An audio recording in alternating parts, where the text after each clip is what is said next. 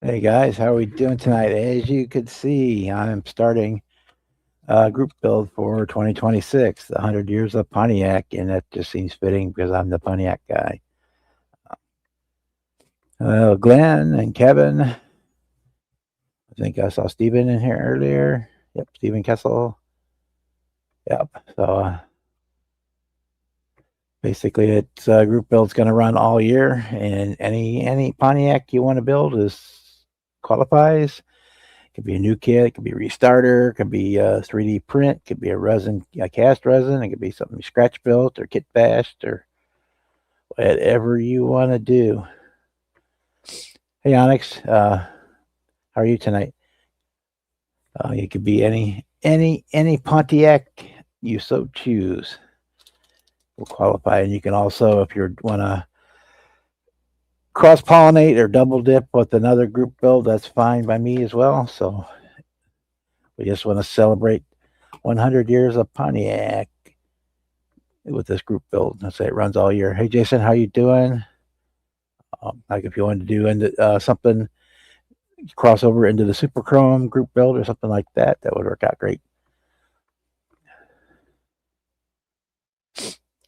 Yeah, Onyx, I know I've got 2 or 3 Fieros back there. I'm probably gonna do for this over the course of the year. Plus other stuff. So right now I'm actually working on the Judge, the 69 GTO Judge. We're gonna do a little polish. I'll get my camera up here a little bit.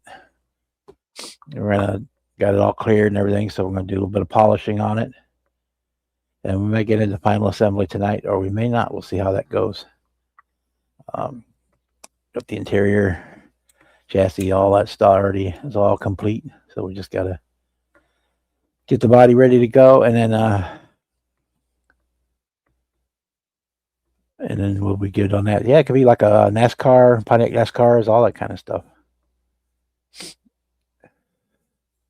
Cool. That would be perfect. Onyx, you can enter that in. That would be a perfect one. And yeah, it's all about just having a good time and celebrating our long lost brother Pontiac, who was lost to cost cutting reorganization at General Motors. One of the companies had to get the axe, and so Pontiac was the unlucky one. Anyway, so that's what we got going on. It's cold here, not as cold as it was yesterday. We're supposed to get anywhere from 0 to 8 inches of snow this weekend, so I'm gonna spend some time later this week stocking up on supplies. I don't have any salt for the sidewalks and crap like that I need to go out and get. But yeah, that's kind of what we're doing. I'll probably do a hand polish tonight, otherwise I have to mute if I use the electric polisher. So we'll see how it goes. Anyway, if anybody wants to come in and join, the link is pinned to the top of the chat. Yeah, it's been freezing here the last couple of days. It actually got up to above freezing today. But I said we're supposed to get anywhere between 0 and 8 inches of snow this weekend. So I gotta remember to park the car off the street and all that good stuff. So otherwise it'll be buried. Because they will definitely plow me in. So I have to park behind the house because they don't plow the alleyway behind the house, so I can get in and out.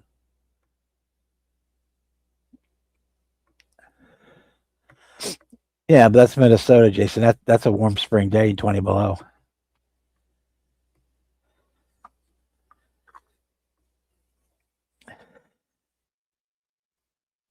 So I watched some of the videos from the guys that made it to the I Hope It Don't Snow show over there in the Carolinas. I wish I could go to that, but it's just not in the cards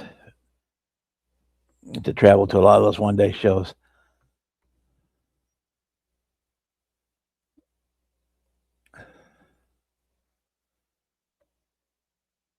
Possible to cross the AMT and Revell GTO kits for better looking chassis. I used, like, for the 67 GTO, I used the Chevelle chassis from AMT. But it's the only game in town for the set. If you want the 70, that's the only choice you got. There's a 3D print file out there now to build the Street Outlaws Chiefs 70 GTO, the Raven one. But yeah, that's the one out there. If I'm doing MPC GTOs, I usually swap out the engine because the one they give you in the kit is just way too little. It doesn't look right. But yeah, speaking of that, this one the 69 will complete my 72 through 64 GTO build series. I've got more GTOs back there to build, but that will give me one for each year between 64 and 72. The later model ones that really trip my trigger, and then that 2006 Australian thing is, but I know, but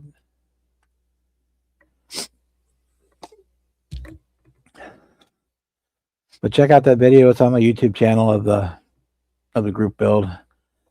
There's a bunch of cool pictures on there. You know, you can use the Google machine, which is what I did, and you can find all kinds of cool stuff for inspiration. I know Firebirds and GTOs and Catalinas. I got that. I'm gonna try to do that. The one that Papa Z gave me, that Trumpeter Bonneville. I'm gonna hope to get that one done this year for that. What else I got? And also it works too because the Acme, the Fred Henry throttle power Acme buddy build, group build, however you want to call it, thing is the Revell 87 Firebird GTA. So that's another one that would fit in perfectly to the group build. Hey Sluggo, how you doing tonight? Who else might have snuck in here? Chet, how you doing? Yeah, any Pontiac, because this is would be the 100th anniversary of Pontiac. The GM hadn't chose them to be the sacrificial lamb for the reorganization plan back in 2014, 2010, 20. I can't remember anymore.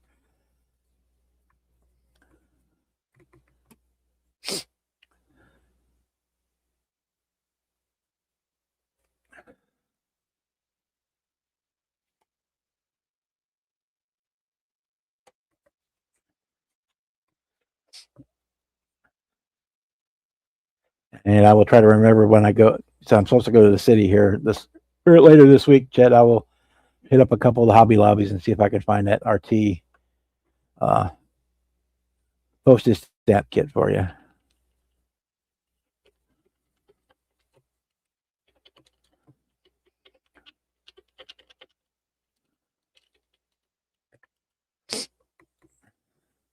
Get on that wild track winning streak with Pontiac.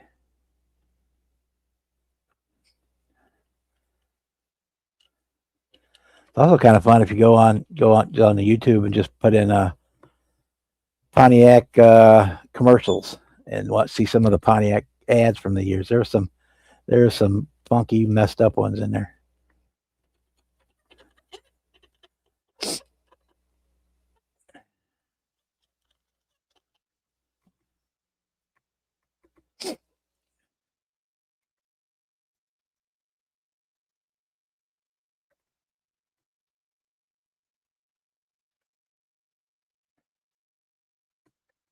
For this one, we used the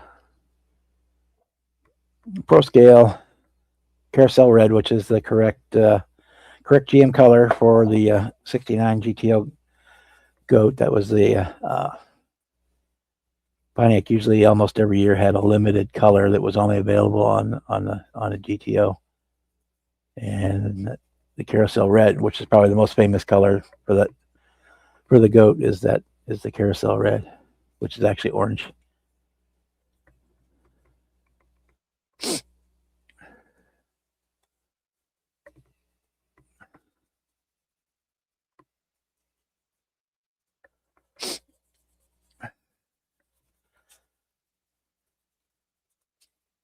Yeah, some useless trivia. The original design of the Firebird came from the earlier in the 60s Banshee concept car, and they decided to, instead of doing that, they based the Firebird off of the Camaro body that they were working on so they could have parts compatibility. And then the Banshee / Firebird actually became the Corvette Stingray.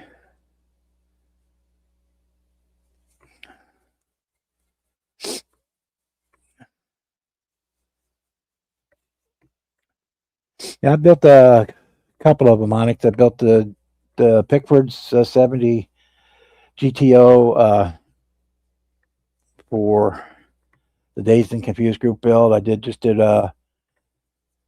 Reggie Dunlap's 70 GTO from Slapshot. I just finished that one right before Christmas. I've done a couple of the AM or MPCs, the Super Stalker 70 GTOs. They're all right. They're not great, but they're all right. They got halfway decent chassis in them if you want to steal one for something else.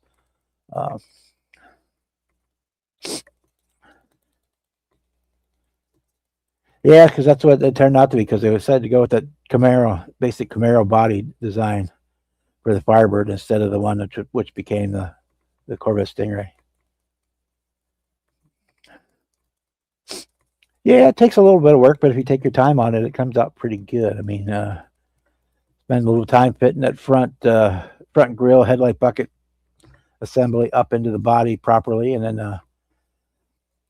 the back bumper is just a hair too wide. So basically, if you cut it in half, and the amount of material you use by cutting it in half with the razor saw is just about perfect amount to shorten it when you glue it back together to make it the right size for the body for that. Instead, yeah, the engine that comes in there is just way too small. So that's the big thing that needs to be taken care of.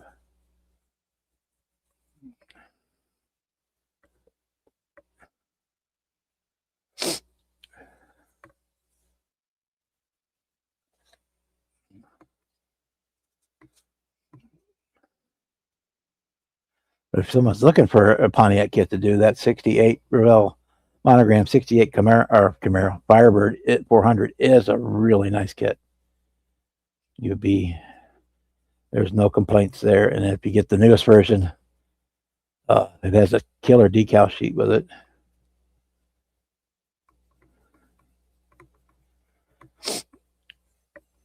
Yeah, John DeLorean did a lot of that design work.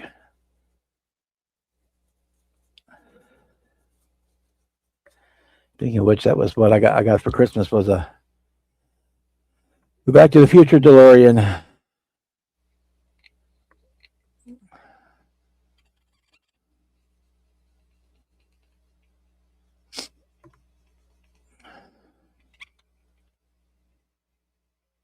Was part of the Hobby Link Secret Santa gift swap, and that's what I ended up with was the DeLorean.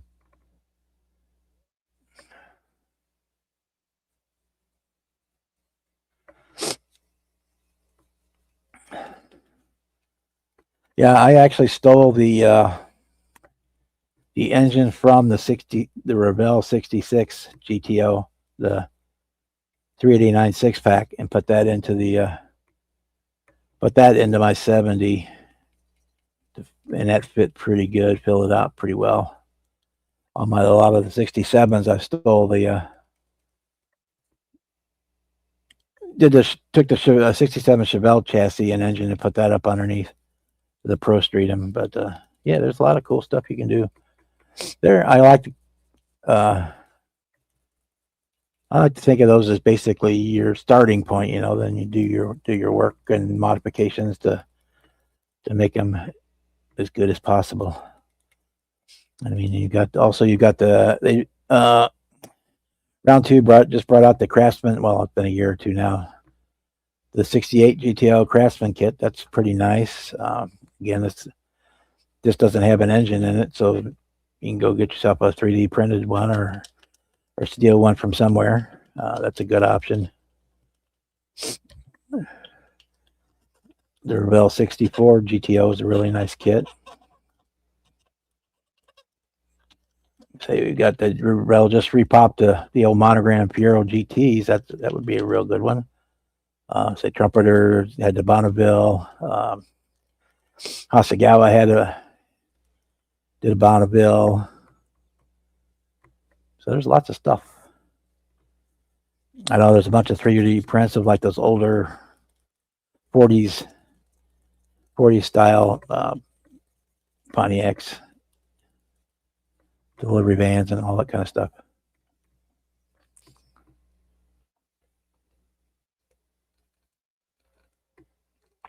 Yeah, I actually picked up another one of those 64 GTOs. What did I get it at?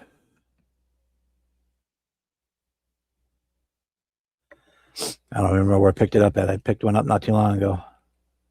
Oh, I know where I picked it up at the new hobby shop in the next town over.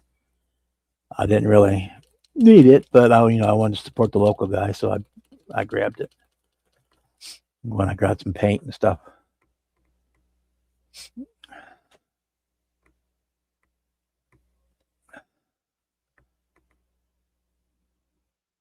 That's fine. NASCAR Pontiacs work great. That worked too.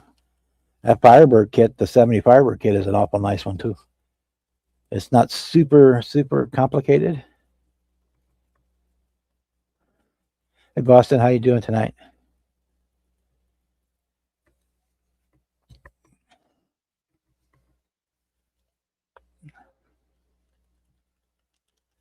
Yeah, this on this 69 Judge. This is the second one I did. Actually, technically the third one. I did one years and years ago, but the last one I did, that Hustle Muscle version comes with the parts to do the 68. So I did that. I did it as a 68 instead of the 69. So I'm doing this one as the 69.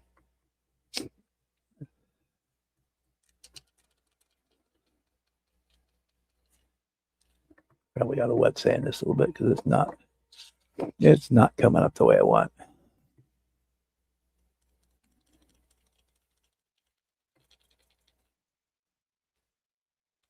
Got a few dust bunnies in there.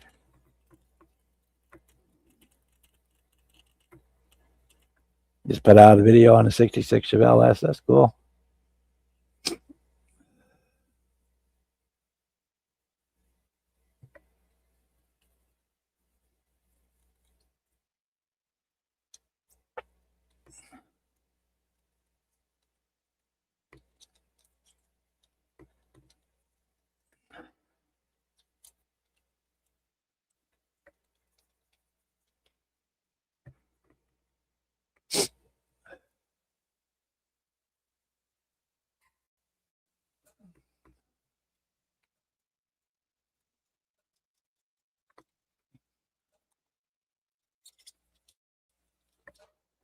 No, 68 was when I took the original Pontiac Firebird, Pontiac Banshee slash Firebird concept car design and turned it into Vet.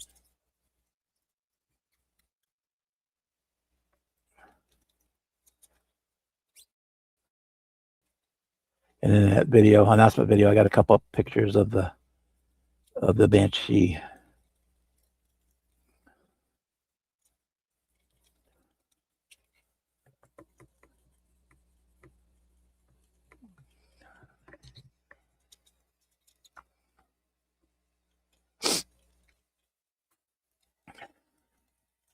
Yeah, for me, the vets are 60s and 70s vets, I guess, in it, up to about an 81, 82.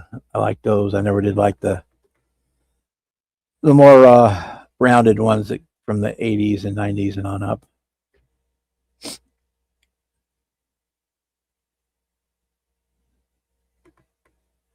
Yeah, I've got one of those too, the motorized polisher, but if I use it, then it'll drive you guys nuts at the sound. So that's why I'm polishing by hand right now. If I'm not finished with it by the time the stream is over, that's what I'll finish it up with. I'll go back and put high shine on it. Right now, I'm just kind of trying to get some of the dust bunnies off the hood and off the roof because that's where they always seem to accumulate.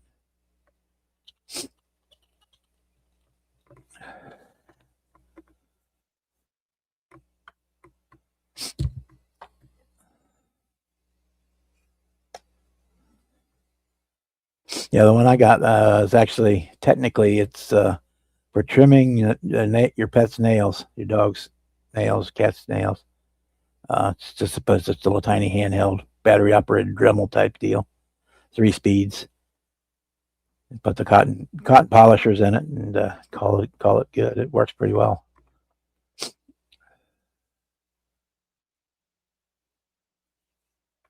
No, what's up is a beer commercial all day. Budweiser. What's up?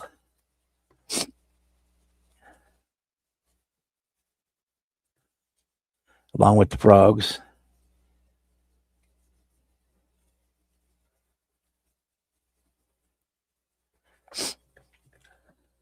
Apologize if you hear me sniffling, but the weather changes got me stopped up a little bit.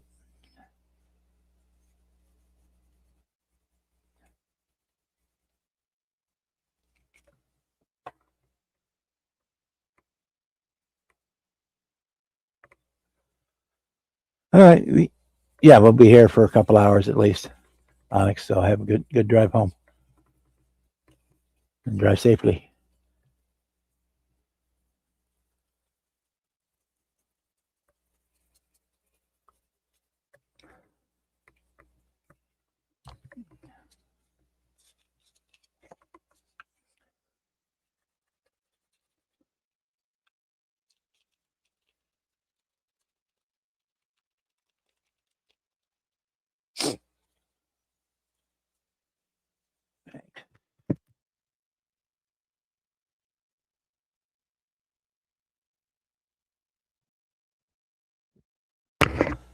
Yeah, I'm not too worried about this one if it's perfect because it just goes into my display case with the for the series. But I should be able to at least be presentable.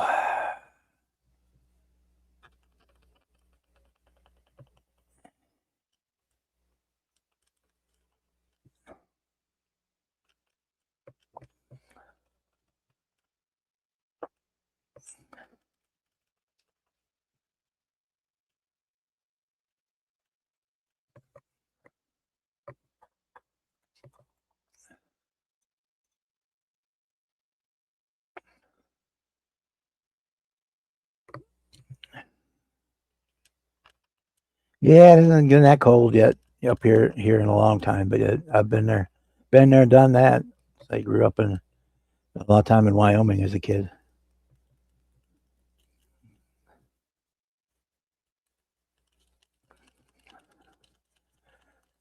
Because my dad was an iron worker who specialized in building power plants, especially the nuclear ones. So we moved around every 3 or 4 years when one plant would get finished and then another one would start up. We'd move from spot to spot. Hey Taylor, how you doing tonight? Just trying to stay warm, polishing on the goat a little bit, on the judge here, and just hanging out.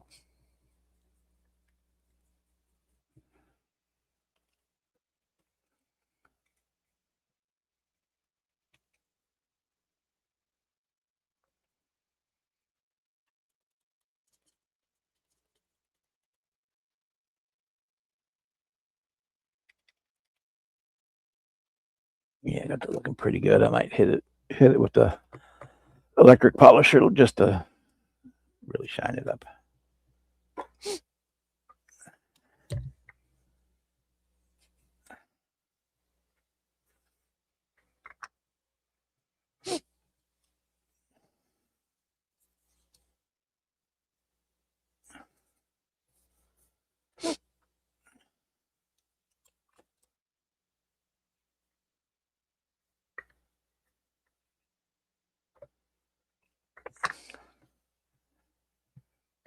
And what I'm doing here right now, just reminding myself when I took the car off, I'm putting a little white glue on the bottom of the stand, put it on there because I had to repaint one side of this car because uh, the top half fell off when I was painting it. The whole thing just landed on the side, screwed up the paint on the whole side of it. I had to.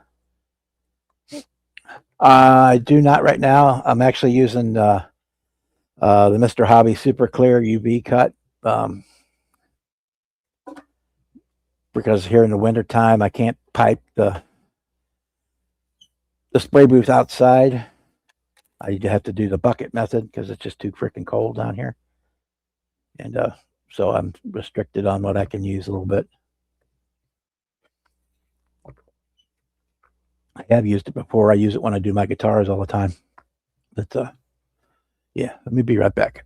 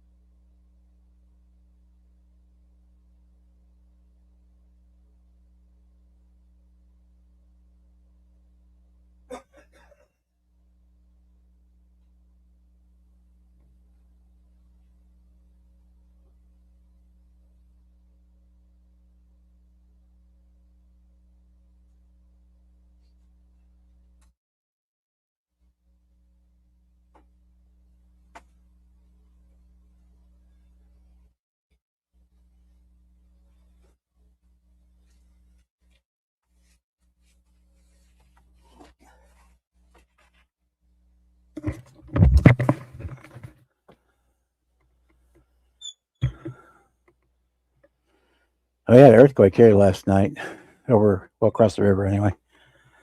Now here's the one that I got as a Christmas gift.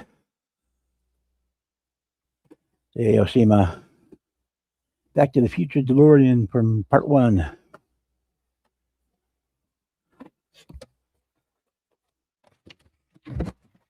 It's pretty nice. I'll get to it eventually one day. It wouldn't be my first choice of a build, but yeah. I know these go for about 50, $60, so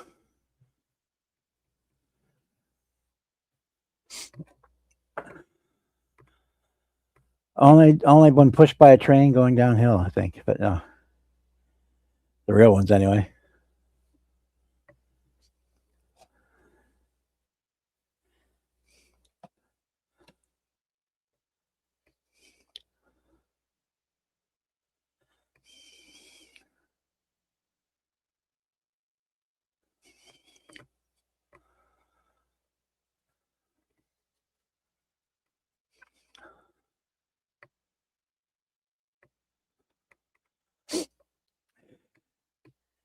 Yes, 2026 is the year of the Pontiac.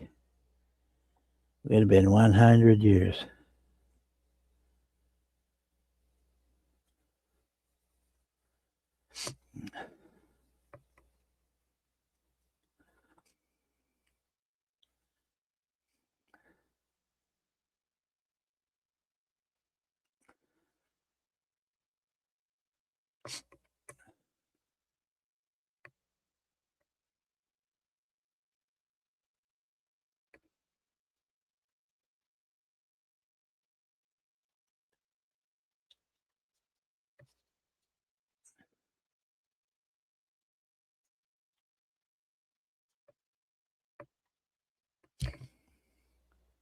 Trunk has got a little bit on it too.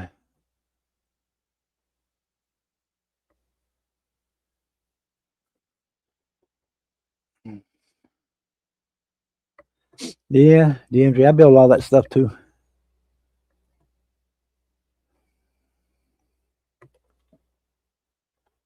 I primarily moved to mostly cars just for space.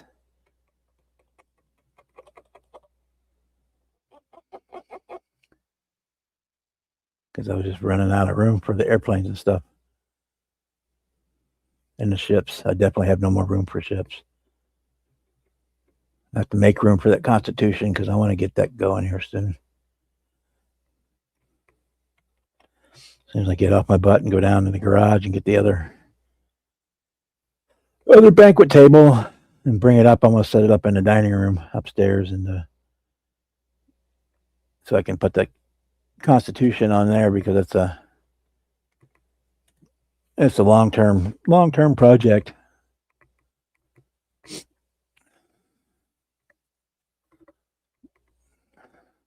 Hey, Papa Z, how you doing?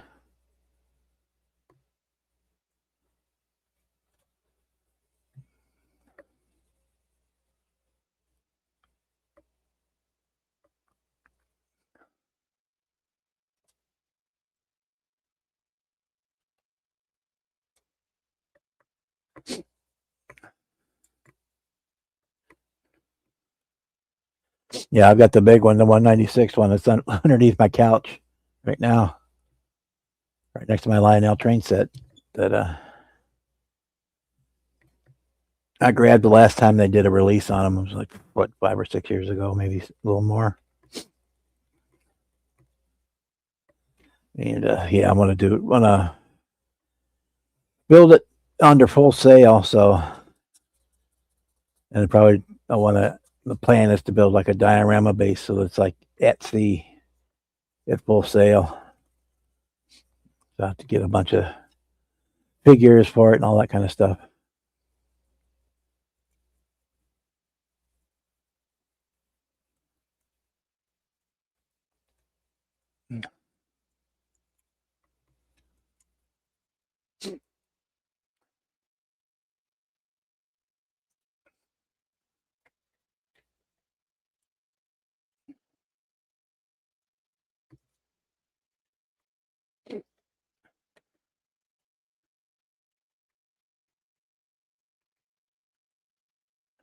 spot right there.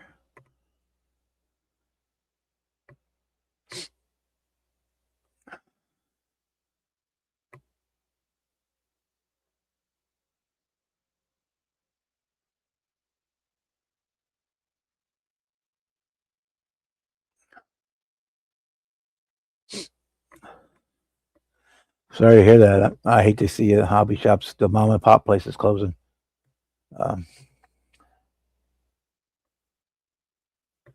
It's getting to where the cost of a brick and mortar is getting out of control. Between, especially with the rising costs and customs duties and all that stuff, getting the stuff in, if you can get it. I mean, like, I know that my hobby shop, the biggest problem they have is getting like stuff from Gunsy, which is, of course, all your Mr. Hobby stuff and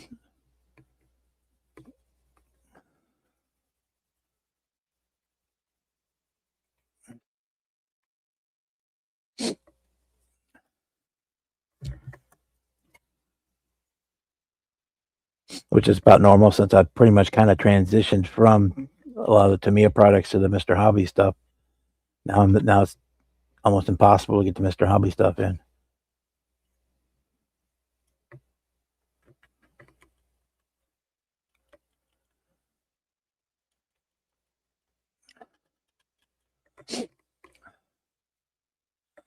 The good news is a hobby shop in the next town over opened up as just an RC shop, and they had enough people ask him to start getting model kits and stuff in. So he started doing that. So every time I go by there, I always stop and buy some paint or a model kit or something just to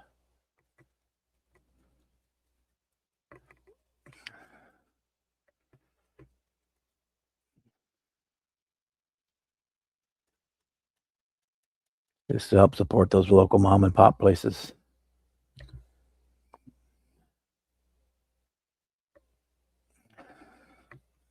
And part of the key to keeping a mom and pop going right now in this day and time is having an online presence. I mean, expanding your customer base to not just within the 50 or 60-mile radius of your store, but up to all across the nation or even worldwide.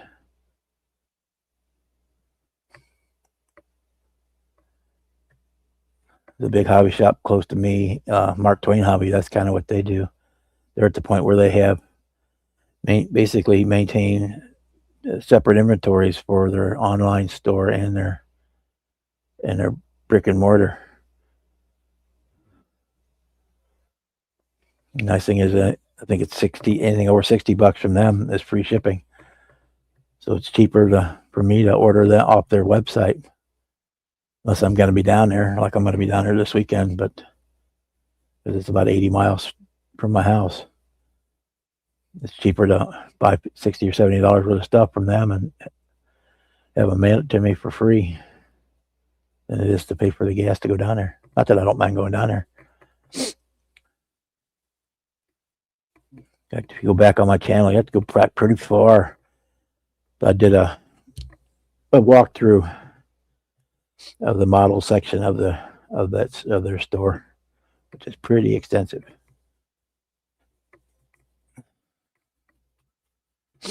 In the St. Louis, there's probably 3 big ones, hobby shops. And you got your hobby lobbies and your hobby towns and stuff like that. But it's actual like hobby model shops, hobby shops. You can buy your planes and RCs and trains and model kits, all that kind of stuff. I think there's like 3 left, big ones. One of them just closed. One of the bigger ones they were like in business for like 65, 70 years. That was Checkered Flag. They just closed not too long. Closed their last location not too long ago. I used to go there. My dad used to take me there when I was a kid. So did my grandpa. And in the basement, they had the big slot car tracks for the 24 scale slot cars, and they had a 24 scale 8th Mile drag strip also down there in their basement for the slot cars, which is really cool. But they are no longer. They're gone.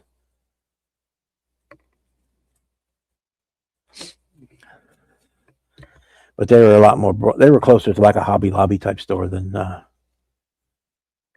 without all the all hobbies and crafts store type place, more as opposed to um, I guess Hobby Lobby's almost kind of like a Ben Franklin, a little bit of everything with the row of models.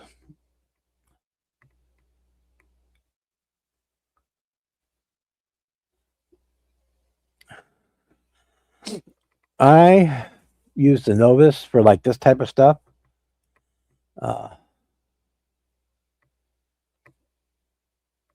But I also have for like I have McGuire's wax,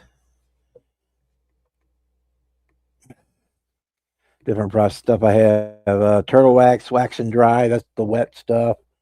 I have McGuire's waterless washing wax. I use that. And then as far as actual paste wax, where is it at? I don't even know where it's at right now. I've got some of the chemical guys, synthetic quick detailer. That's got the ceramic stuff in it. There it is, the McGuire's cleaner wax. That's the one I'll use on this final. After I get everything polished and waxed and washed, this will be the last one.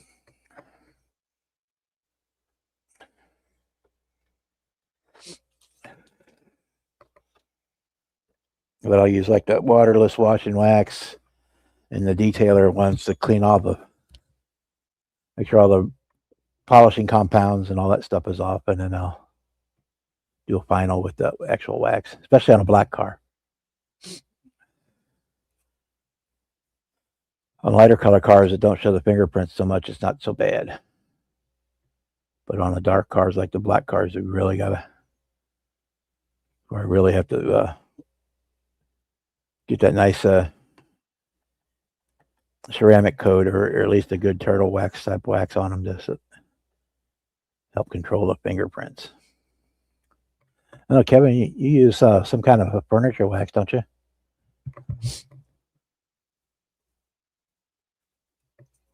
Is he still here?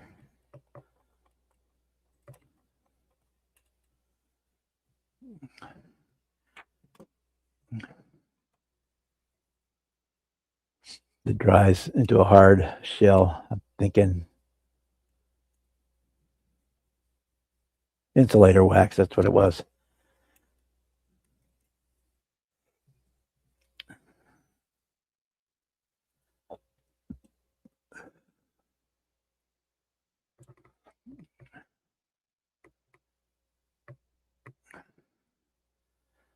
Yeah, I do, but it still doesn't matter. They still get all slimed up, and the wax seems to help it not be as bad. But yeah, I have like if I go to the shows, I have the white gloves and the microfiber cloths and all that stuff. But they still get just covered in fingerprints. Advanced Auto sells insulator wax. I'm gonna try some of that.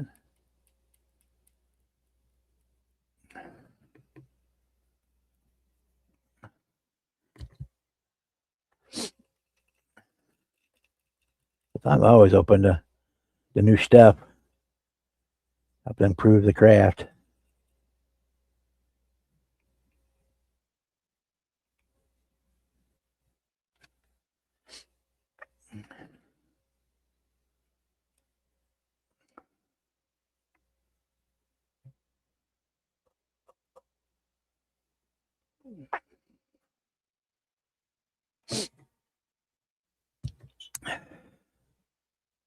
You check out the video on this one I showed, but I'll talk about it here too. I stole this trick, so it's not mine. Can't claim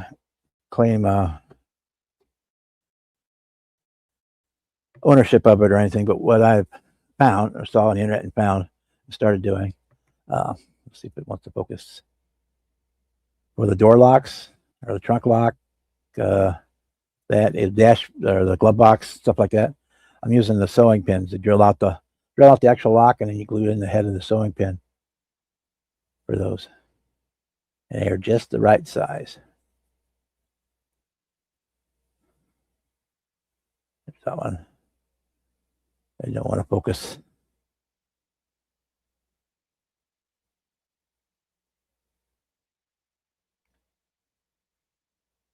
Just trying. Yeah, those have been using those. And you get like 1,000 of them for $2.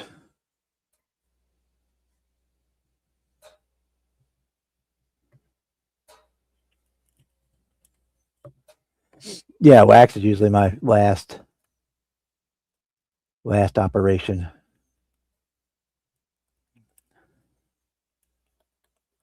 It's like after I do this polishing, I'll go through and I'll put some soap water in my little airbrush, and I will my cheap one, and I'll do like a car wash and blow all the polishing compound out of the doors lines and stuff like that.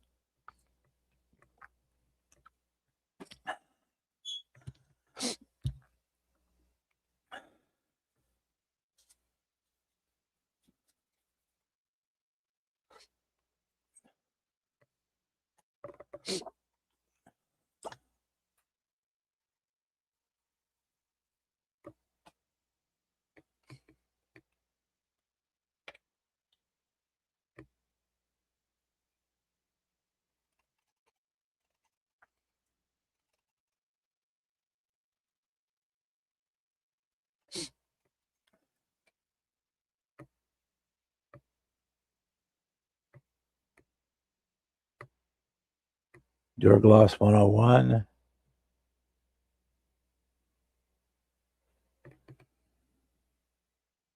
That the insulator wax you're talking about, Kevin?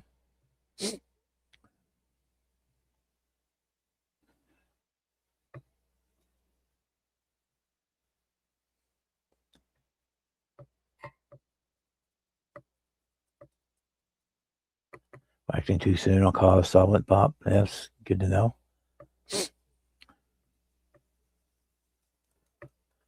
By the time I get to waxing, it's usually been several days, but set over the paint, so I usually never had that kind of a trouble with it.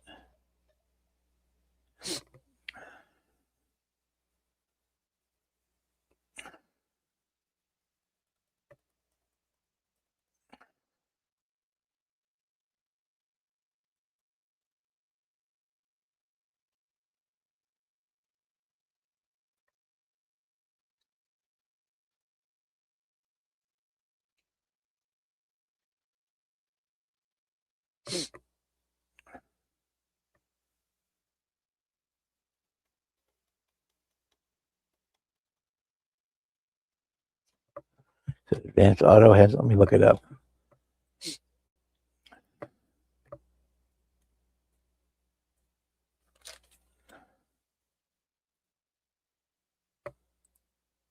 Advanced Auto Parts.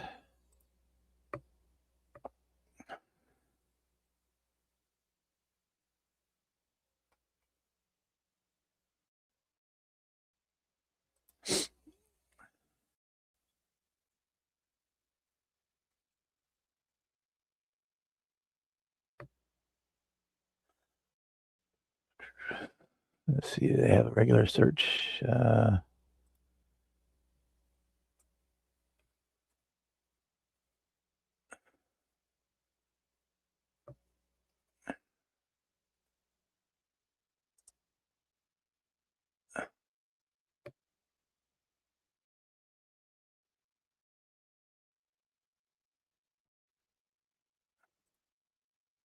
hope I spelled it right now, isn't it?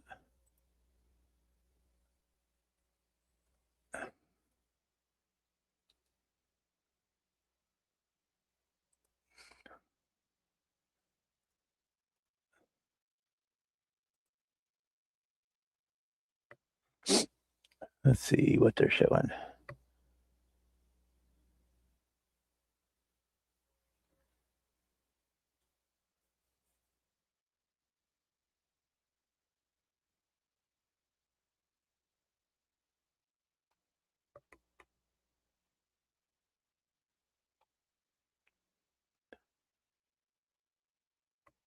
Those didn't come up. What was the other one? The Duragloss?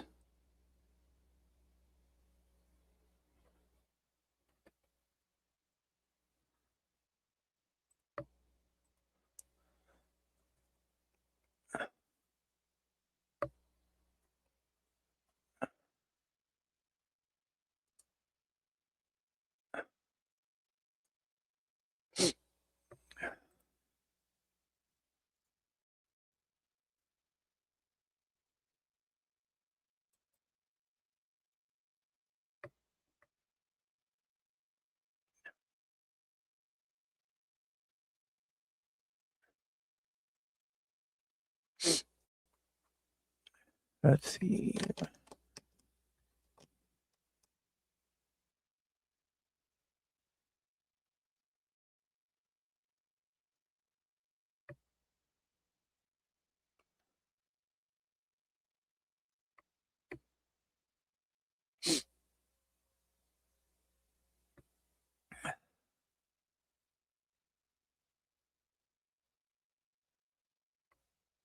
I'm not seeing either one of those on Advanced Auto Parts.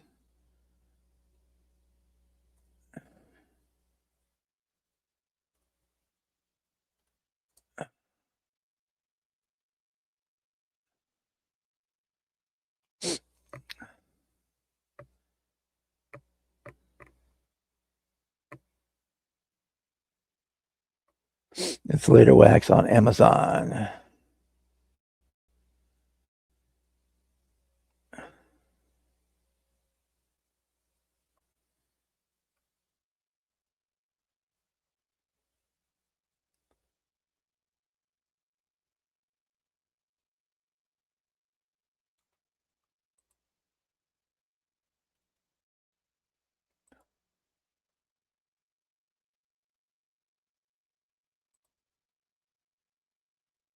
Sure, you can email me a picture.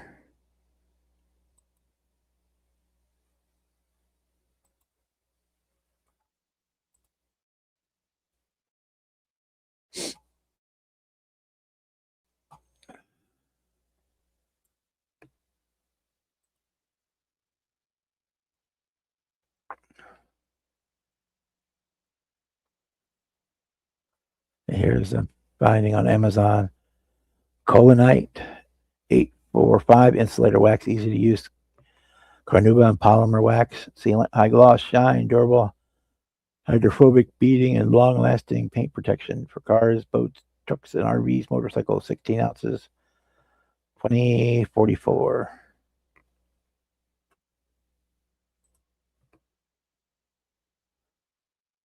That's it. Okay.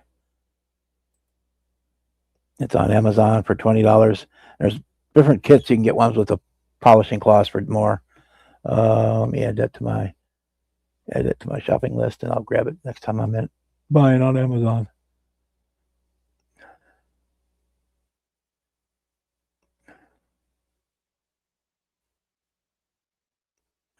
Okay.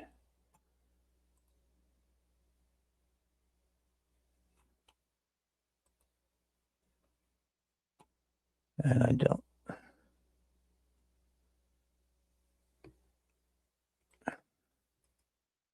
It's probably too long of a link to put on here, but I will try.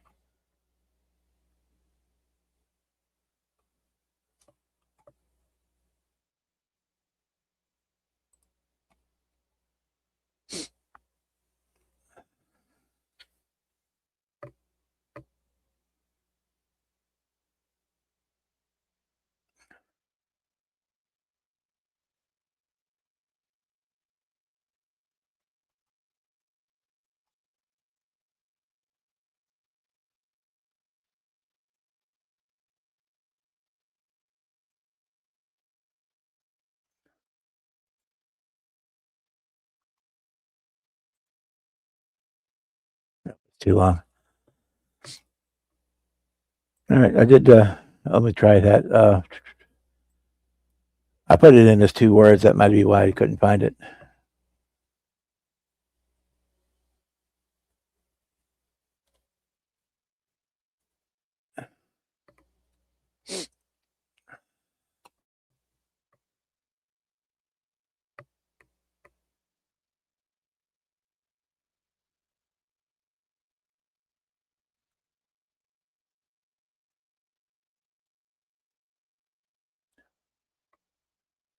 Seeing a lot of still on Amazon. I'm seeing a lot of Duragloss, car wash, and leather and upholstery.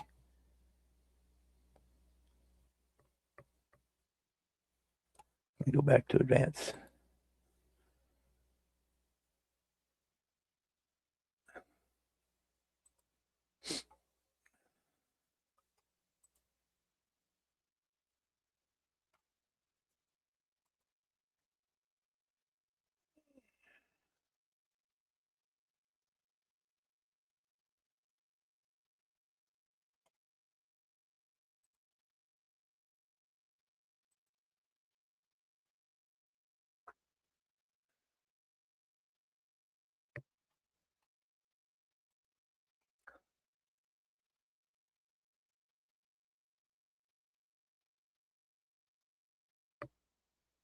Seeing Duragloss,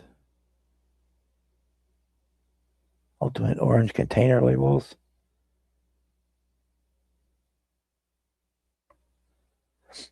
Duragloss blended silicone polymer, which stores luster and software vinyl and leather. Flat black rubber trim and dressing. Duragloss car wash concentrate. Fabric restore. Cleaner degreaser. Polishing cloth. Marine RV. Chrome wheel cleaner.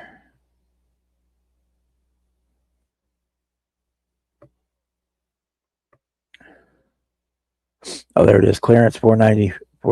Duragloss total performance polish synthetic.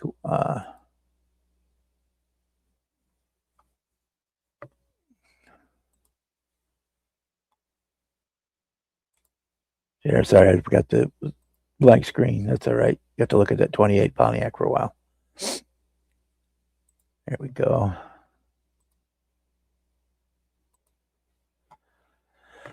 Duragloss total performance polish synthetic polymer wax formula protects against acid rain.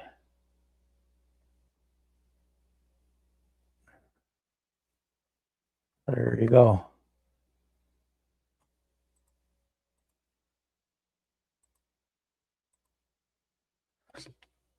Sent me an email. Okay, let me get over to the emails.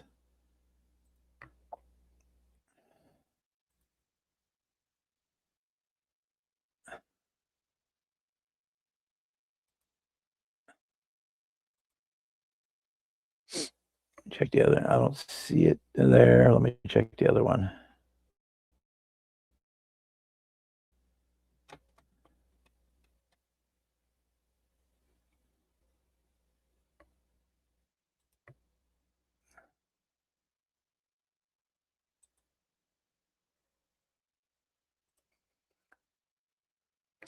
I got the one you sent me Sunday, but I don't see one from today.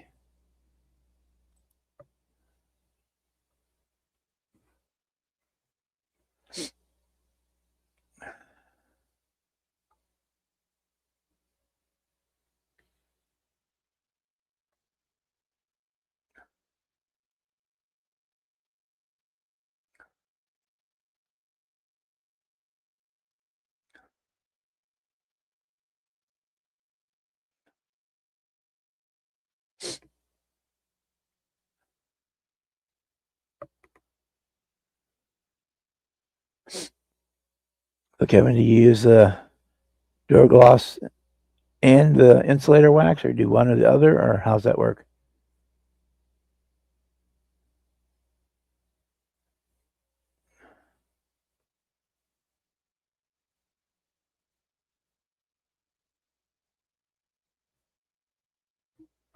Let me go.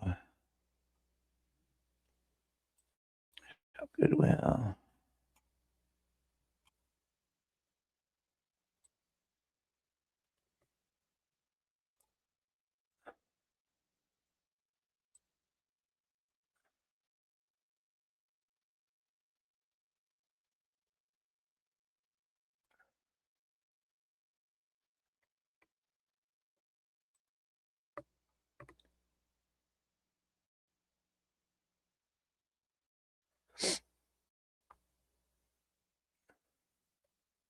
Oh, the Chariot. Yeah.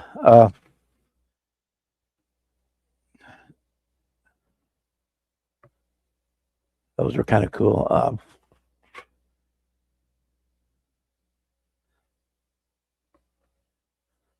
I've seen lots of builds of it, but I've never had one.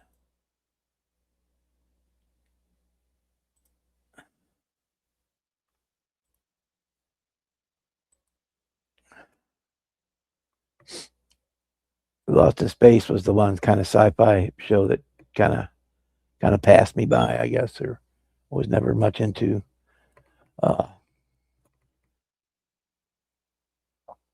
Because at that time you were at the mercy of what your mom and dad wanted to watch. So,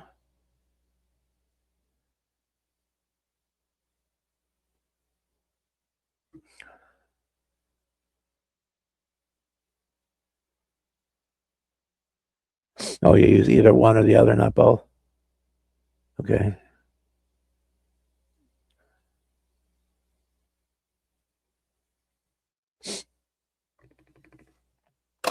Yeah, I'll look into the Duragloss and or the insulator wax because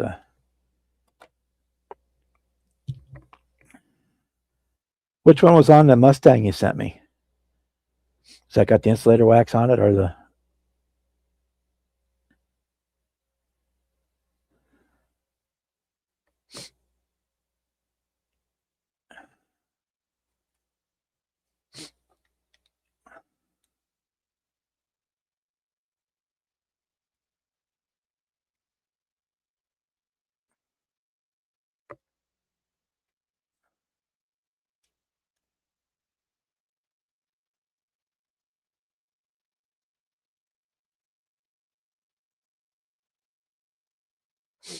Yeah, I never had to use any hair. That was not part of that generation with the greasy hair and the wax on your hair wax and stuff like that.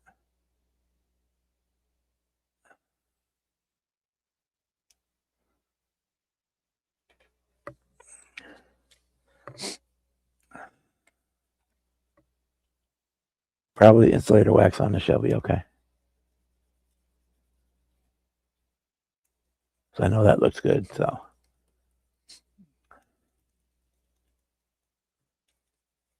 I'll probably order one of each and try them both.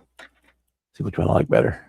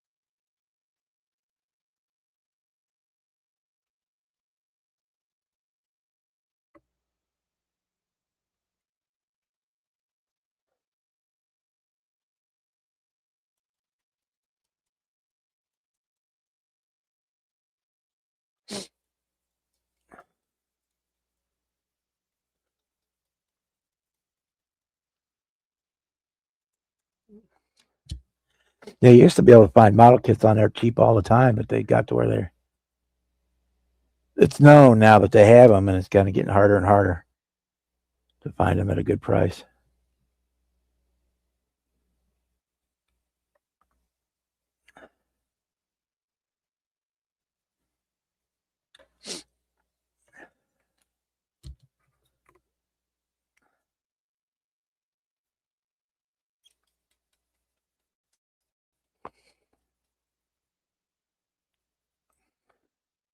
Yeah, I always had crew cuts when I was a little kid. In fact, I still kind of do. Other than that short period in the '80s when we went, everybody had the mullet. I mean, other than that,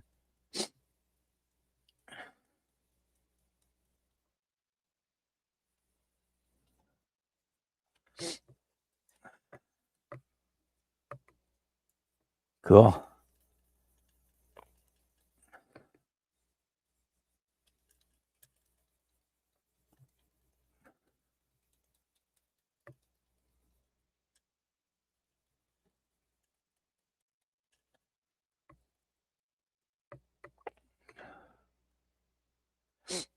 I used to buy a lot of guitars and stuff on there too, but the same thing. I mean, they got to their prices on them just went through the roof on there because people discovered that they were there,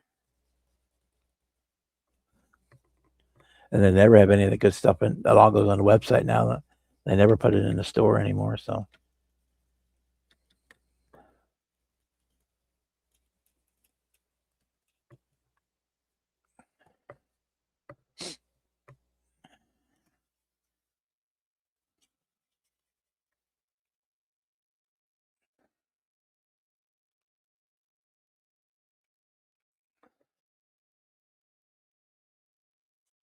Yeah, right now my hair is long because I've been too lazy to go get it cut.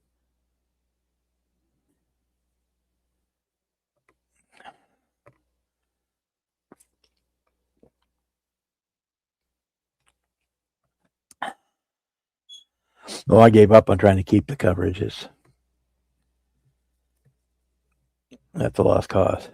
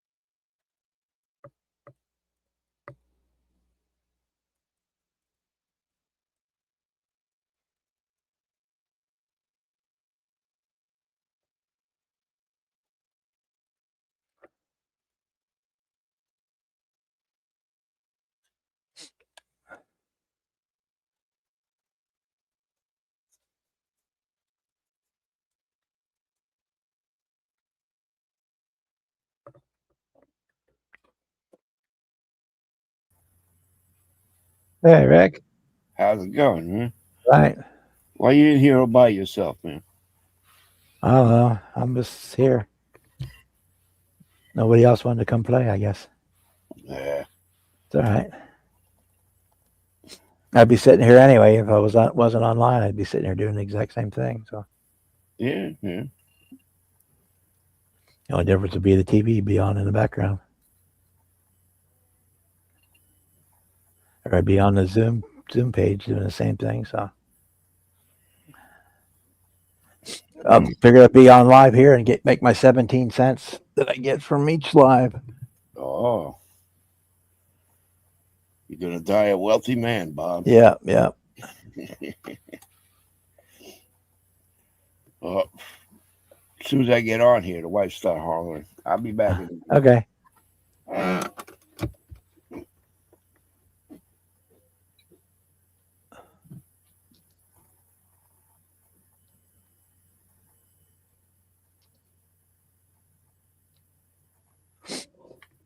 Yeah, I'd be doing this whether I was on live or not. So that's why we're here.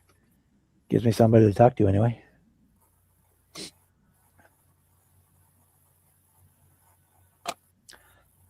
Yeah, it's kind of why I had always had a crew cut because it's just so freaking active and stuff that it was easier to take care of. Just wash and go, and you're in the shower, you just soaped up your head and went on your way. And I spent all that time grooming, getting it all to go lay for that and all that stuff.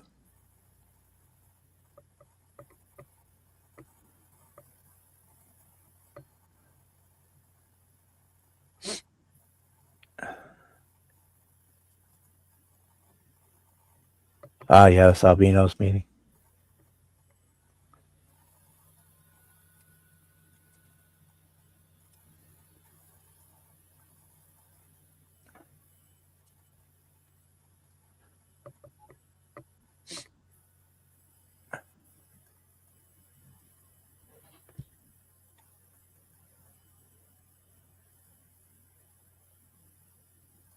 Well, the crew cut was just kind of natural for our family. Everybody had seemed to have one.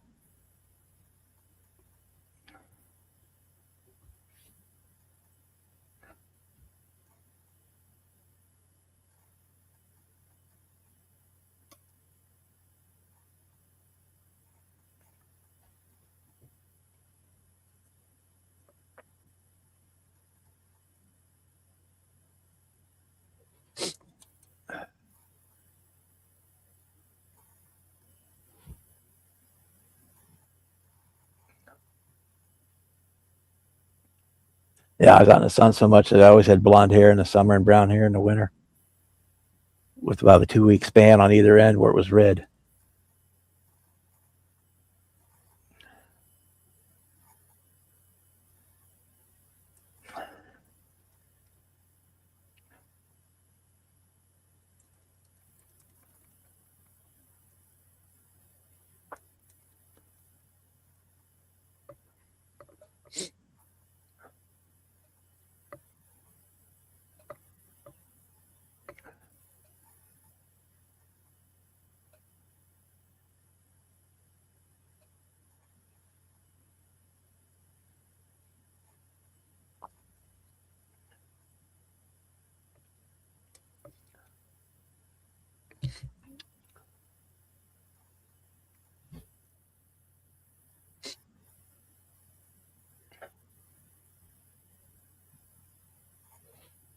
Yeah, in high school, I had a guy in the welding class that caught his hair, long hair, had the long hair, and he caught it on fire when he was welding. So that was another good reason not to have long hair.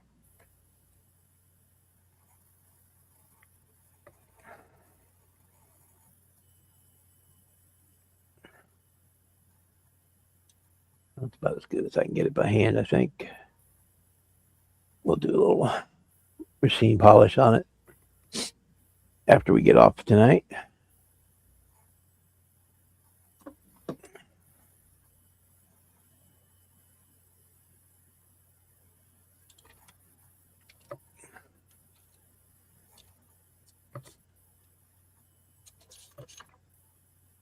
Need that. I just need a little dab of dew.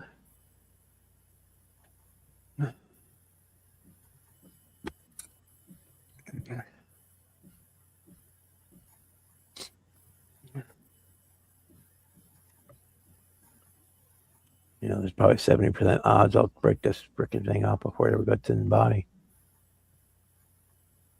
So one thing I never liked about this body is they put the steering linkage, attach it to the body, and just sticks out there in space saying, break me, break me, break me.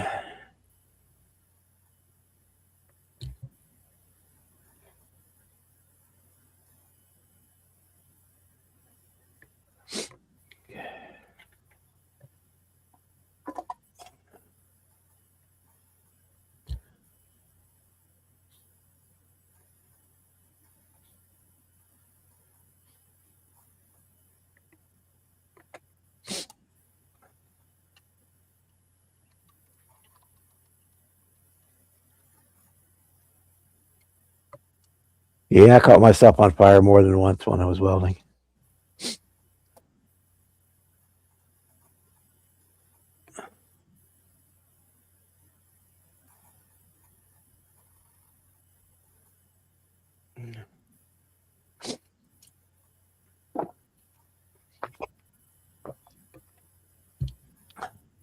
The shot glass, I'd have to get a new set of coveralls probably every 6 weeks or so because I was always freaking catching them on fire, burning holes in them.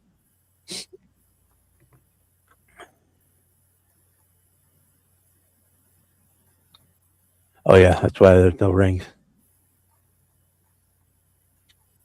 That is why there are no rings on my hands. Seen what can happen with that, and it's not something I want to ever have to go through.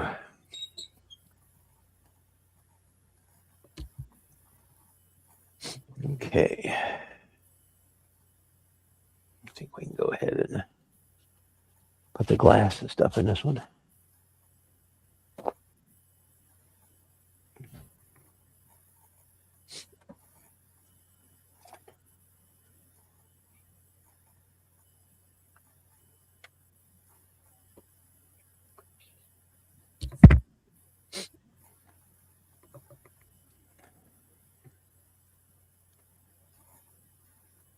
Yep.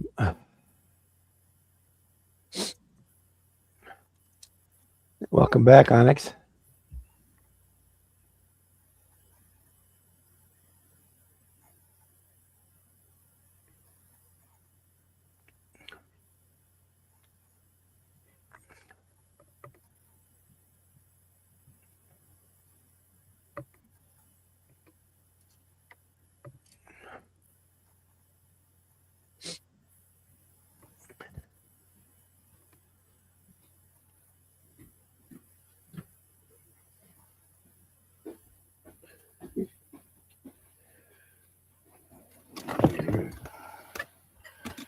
That might keep her quiet for a little while. We'll see.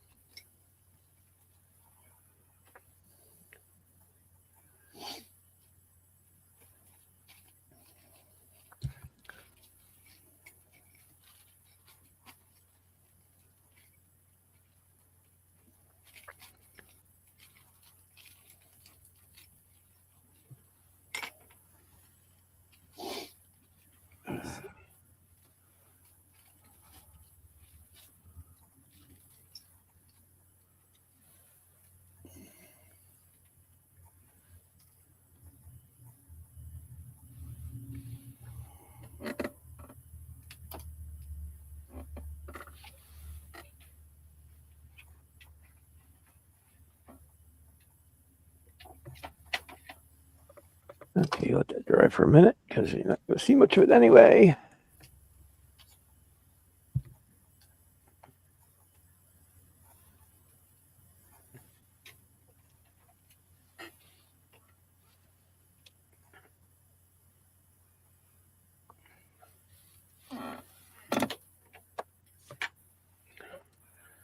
Ooh.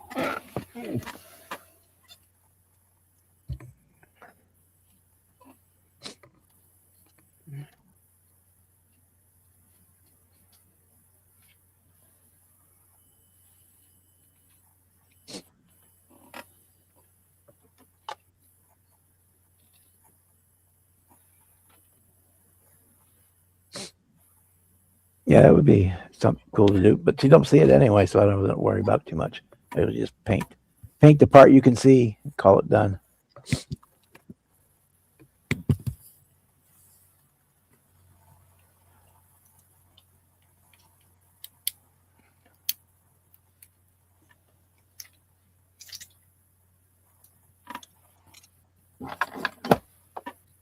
Speaking of which, I need to do that real quick. That's good, Bob, Lisa. Oh, still getting some alcohol. It'll work. Left the cap off my Sharpie. Oh. Yeah, that'll dry out pretty quick. Yeah. I'll dip it in some alcohol later and it'll come back.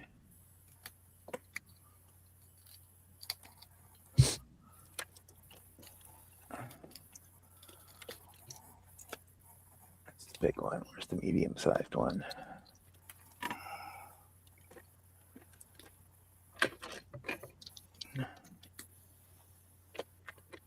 You watch some of the videos the guys did for the Hope It Don't Snow show? The only one I got to watch so far was Fred's. Okay. Yeah, there's several up. So I've been And has they're on my watch list, but I haven't got. That was the only one I got to watch so far was Fred's. Yeah, this won't work. Tim Kalankowitz has one. Tim Brown has one. I'm sure Mark Batson probably has one. Yeah, he does. Well, I think he's got more than one.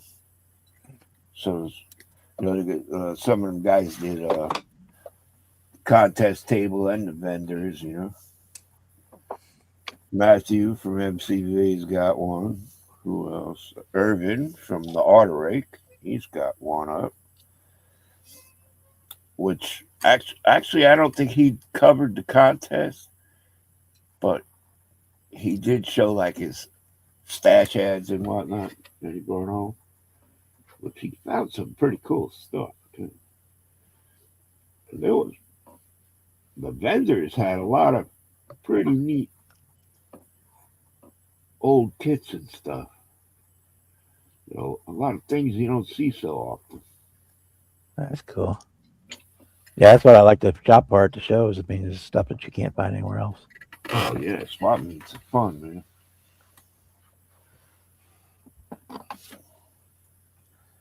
I never been to that show. One day I got to get there.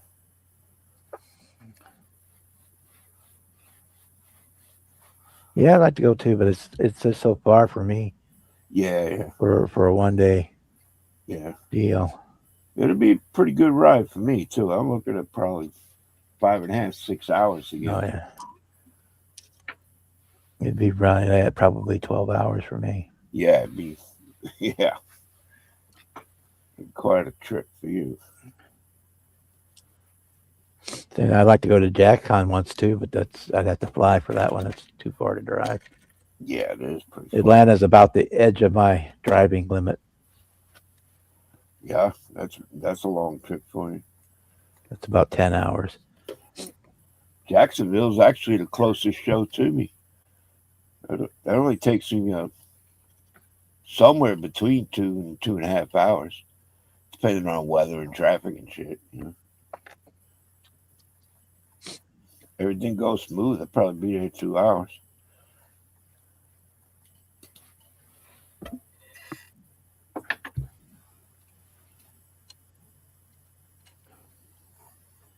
Don't polish it before you put it in there. I forget to do that every stinking time.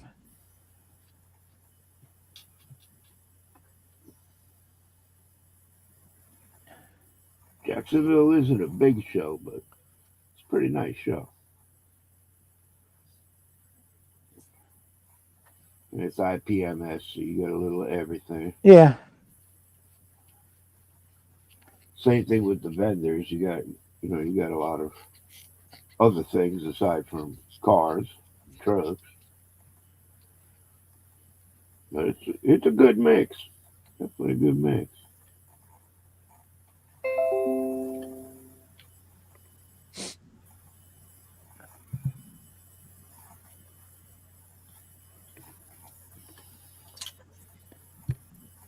That's coming up pretty soon. see, I think it's what, early next month, early February. Yeah, so 6th and 7th, something like that. Look, I wrote it down here. Yeah, 6th and 7th. Starts Friday evening. Yeah,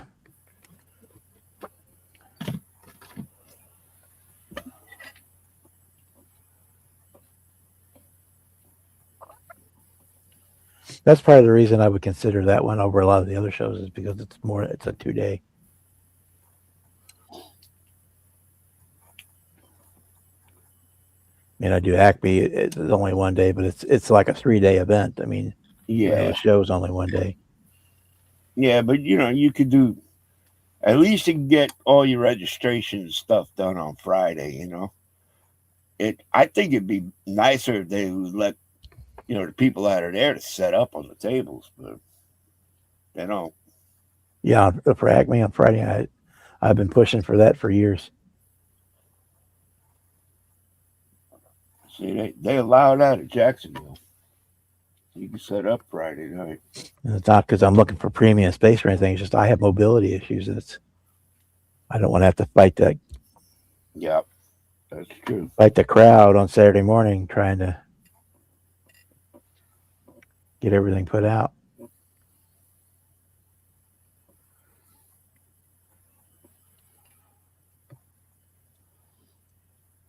Well, there'd be a pretty good crowd on Friday evening too. Now, Oh yeah, I a imagine. lot of people show up by then.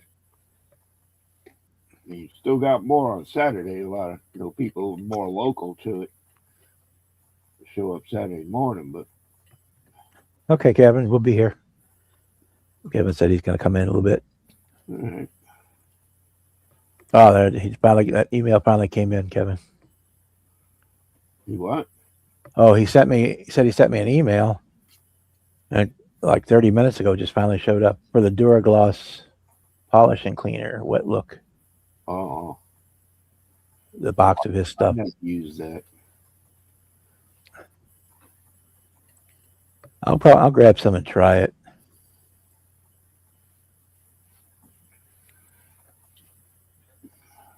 I'll get some of that insulator wax and try it too.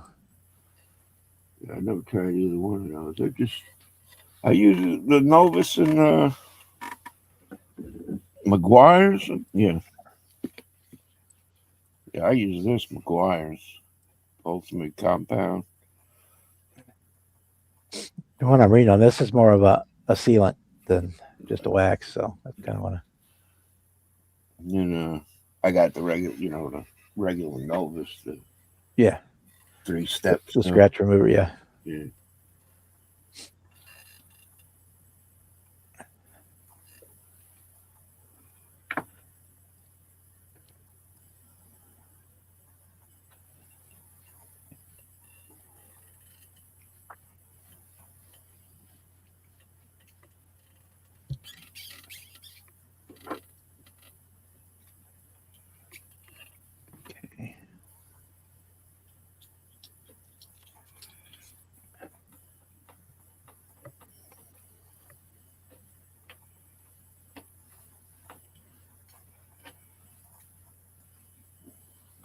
Earwax works lovely. Yeah, I bet it does. I got no shortage of that.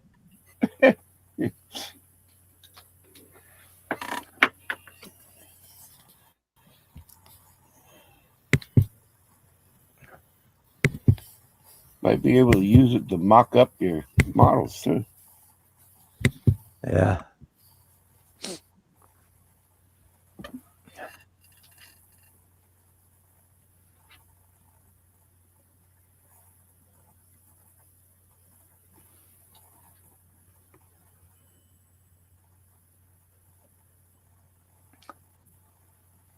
Can't sign in.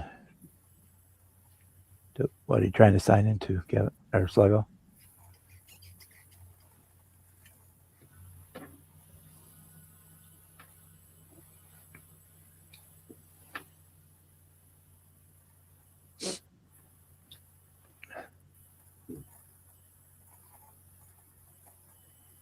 Yeah, that's the problem here in the Midwest. There's not a whole lot of shows. That's why uh, I tend to head toward the southeast a little bit more.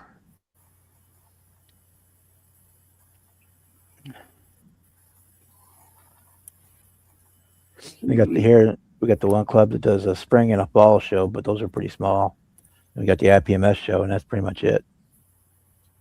Oh, Tim Brown goes to a lot of shows in Ohio and Yeah. Indiana. It seems. I mean, that shouldn't be too terrible far for you to go.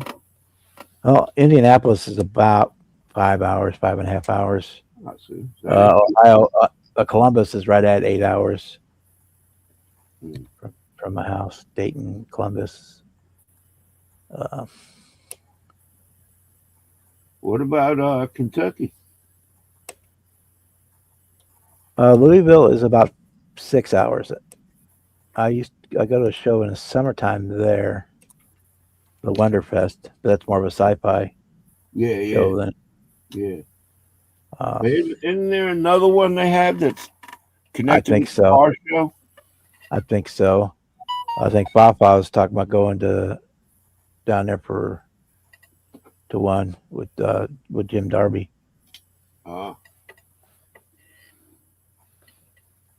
It's down there in Kentucky.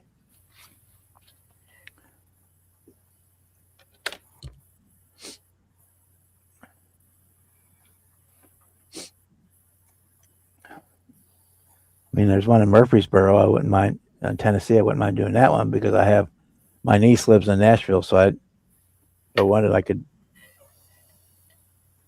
stay there overnight or go the night before, stay at her place, and then so I wouldn't have to do the whole thing round trip in one day.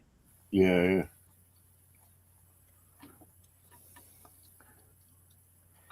I guess the Nationals are going to be in Chattanooga next year. Oh yeah. Yeah, they're at Fort Wayne this year. I think they're going to be in Chattanooga in 27. It wasn't Chattanooga not all that long ago. A couple of years. Wasn't that long.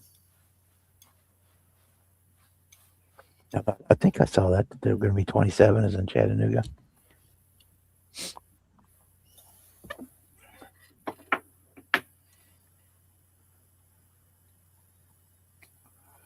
That was just a normal regional IPMS show in Chattanooga not that long ago, wasn't it?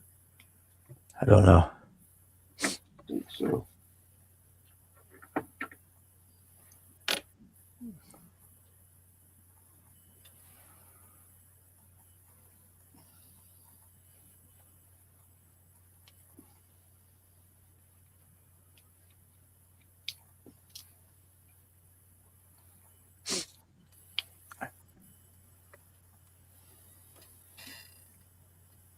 There's Kevin. Howdy, fellas. Hey, man. How are you? What's going on, Rick? Oh, I'm hanging in. How you doing, bud?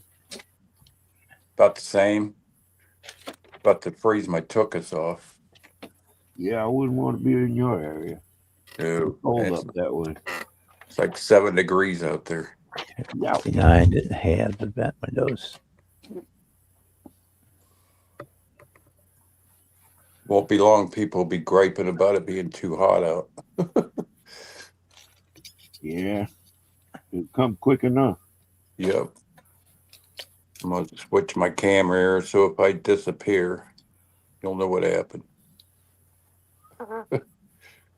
Back camera. Here we go. That way you don't have to sit and look at my mug. Oh, what we got today? Oh, this is one of my Seabird? old. It's one of my old turd Well, builds. Built this thing years so ago. they just had it, and that's Built that years So we just ago. had- Never was happy with it. Old spray bomb deal. Huh. I'm gonna get the new AMT T-Bird and do it. I've repainted this thing probably 5 times, and it was that red plastic. There must have been something in the plastic or something. Oh, yeah. They did that. What you call it? As soon as I get my The Vegas issue, right? this is a 56 one here. Oh, okay. Yeah. It was molded red and had sink marks on the fins and everything. It was a mess. Let's see if that works better. And I still got to go up higher. Guess I should have had my camera thing straight first. I probably won't be able to see comments when I'm get my phone sideways. Chris is working on my Chromebook, so haven't got that back yet, or we could use both of them, both the phone and that. Yeah, that's a little better. 2 hours west of Nashville. That's cool. It takes me about 5 hours to get to Nashville from here. And about 5 hours to go to Memphis. It's about the same distance either one. Just go down different roads. Still ain't up high enough.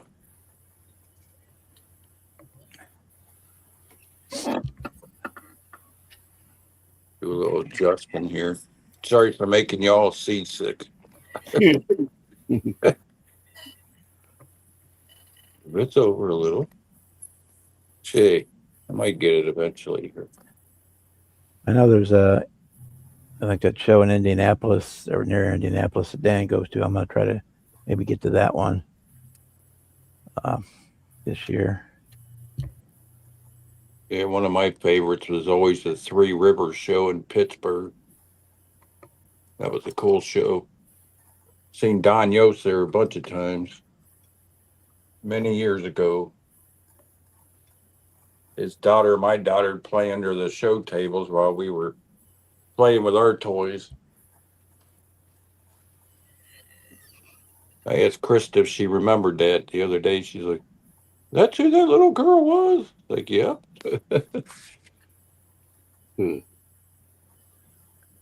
Yeah, Don used to be in the trains before he got into models. Well, I didn't know that. Yeah, he had a heck of a train layout. That's probably why his painting skills carried over. Yeah, a lot of that stuff crosses over. Yeah. Especially things like weathering techniques and stuff crosses over with the. Oh yeah, big time.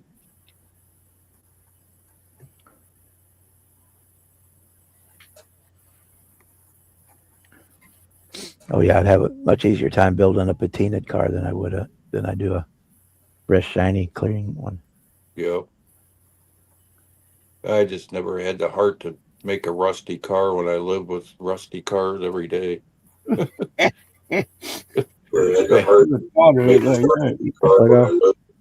cars every day.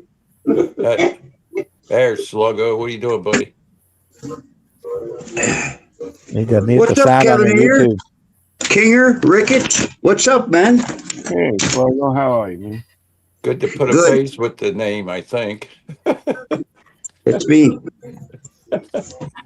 I think so anyway. Yeah. Oh. Yeah, this is one of the models I hardly ever showed anybody. It just, I don't know, it just don't do nothing for me. I like it. A mustard T-bird. Yeah, it's coming across as a mustard color, but actually the tester's tan is what it is. Yeah, I'm doing a. Where's the freaking hood at? In a minute here, I'm gonna bring Jimmy Tester's orange T-bird in and put it next to it. You can see a big difference between Monogram and AMT's kit. There's a big difference. Yeah, the Bandai Millennium Falcon. That's an amazing kit. I'm doing this. It's a 46 Ford, the 2-in-1. Oh yeah, cool. It's got a nice chop to it. Yeah. Yeah, they cut that one. That's the custom. That's the 3-in-1. They have a 2-in-1. It's a police car and just the standard 48 Ford, but this one is a custom. I put a hood scoop on. I put a hood scoop on all my hot rods. Yeah. But that's the hood. Where'd you get the scoop? Is that Thunderbolt scoop? You know, Kev, I found a guy on Etsy, and he had these 3 different size hood scoops. Wait a minute, I'll show you something. Yeah, we got a little bit of an echo. Maybe Sluggo's got an echo going or something. Yes. Yeah, he might have Our YouTube Yeah, channel. I do. had the YouTube sound still on. I turned it down. Wait a minute, let me show you something.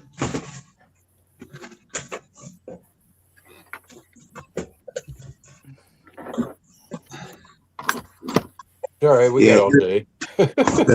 Here we are. I got them. So I got these 3 different sizes, and he made them. He made like 40 of them for me for like $20. Wow, And can't beat that. can you see that? Here's the first size. It's let me take it out of the bag. Yeah, I'm trying to see on my phone here. My phone screen's pretty tiny. And because I like to do the older cars, the hoods are a lot smaller on them. There's one of them.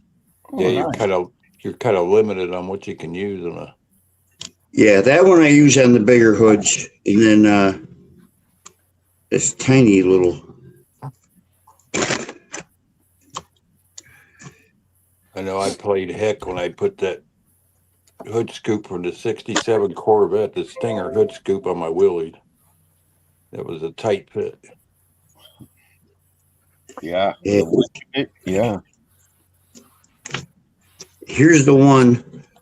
This is the other different one. There you go. Let me turn that light off here. That's Serge, Fred put up a video yesterday. That's the other one. And then there's this one for the smaller hoods. This one's kind of cool. I put it on, I've made it like 340 Fords. They all got this hood scoop. I put it on a 34 Ford. Yeah. Anything with a smaller hood. I got a 32 Roadster, 2 of them that I put this at. Well, no, 1 of them. How you doing, Serge? Eddie and all the gang. Come on, you little shit.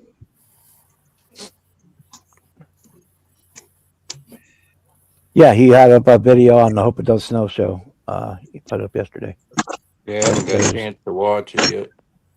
That's why he wasn't on Brian's this week, because he was at that show. And he went to look at a house with his wife. They're looking to move up more towards Cordersville. Here's the little one. Let me get some tweezers. Hold it up here. There's the little one. That's cool. Yeah. I put them on all the anything with a smaller type of hood, like a 36 or and up, and even the 34. I put it on there, and then I use the flatter ones, like on the 50 olds. I put this one on, Okay. There you go. and it's kind of yeah. Yeah, Yeah, but yeah, kinda- this guy was selling like 3 different ones, and I just sent him an email and on Etsy, or a comment, and I said, "Hey, how'd you like to print up like 40 of those? 20 each of those or something for me?" He printed me I got a whole box full of them here, Hey, and he said, "Yeah," and he charged me $40. So like deal, yeah. Yeah, looks you like know. it fit pretty good on that 46 forward backwards. Probably got Yeah, about the same V to it. Yeah. yeah, that's what the hood looks like on the 46. Yeah, if you flipped it around, then you'd have the intake on the back. Yeah. Yeah, yeah, You could always do that in the future one. yeah. Oh, I got a headache growing. Oh, Take me, Bob. Yeah, Take me off the like big a bunch of screen. those. You're not. All right. Yeah. Hey, On there that you go. Hiroshima, a lot of people, What do you say, Ricketts? cooler. How's We it call going, sir? You all right, Good. man? Nice to meet you. You too. Been talking with you for years. Yeah, it seems like it. Yep. Yeah. MPC South Starker stock car. I've not built it. I don't. Gotta Yeah, get smoke. I don't do race cars myself, but too much I don't know about them. Maybe someday. I had to scrap the Oldsmobile project. Let me show you here what happened. Uh-oh. Ugh. We had a disaster. Oh, clumsy me. I was sitting here cutting the tailgate out, scribing the lines and stuff. Yeah. I dropped it from elbow height to the counter, and it shattered this back pillar. Yikes. I thought, if that thing's that fragile, I'm not going to build that for the customer like that. So he ordered the old slush cast resin. We're going to start over with that. I only had a couple hours in this.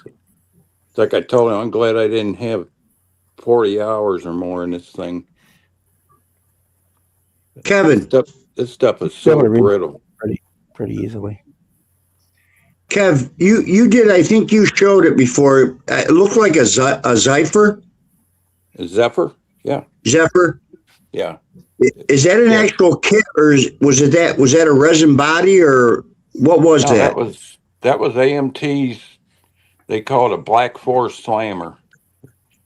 It was a snap kit. Yep. Oh, I have one of those. I took it and I filled the holes on the hood. They had the 3 little intake holes in the hood. And I added fender skirts to it and slammed it down. I can put it up here if you want to see it. yeah. I love that car. I love it. Yeah. I like those style of cars. Yeah. I compare automobiles to houses. So Oh, yeah. the late 30s, 40s, some of the 50s cars, they remind me of old Victorians, and then from the 60s on, they remind me of just like a ranch or a split level. The craftsmanship isn't there. Yeah. Yeah. So I got to wait till Friday to get started back on this Olds project. That's probably going to take me a couple months to even get ready to paint. So by then the weather should be good enough. There's a lot of work that goes into getting the body work ready on one of them resins. All the chrome's got to be sanded and sent out for plating. It's quite a project. Let me grab that. I'll show you. We all need to get these t-shirts. I want to show everybody. Bob, you got to put me on the big screen. And then go back to Kevin.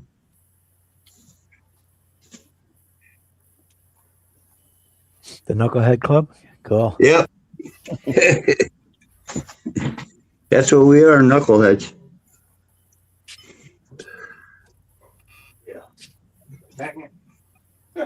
almost dropped it and broke it. Oh, Can't geez. do that. Well, I'd say I need something that could stand up to my Oh, look clumsy at ass that beauty. hand. That's a thing of beauty, Kevin. I really like that. You know what That's I going to like turn about head. it? What? Thing I like about it the most is that's the colors my Astro van was.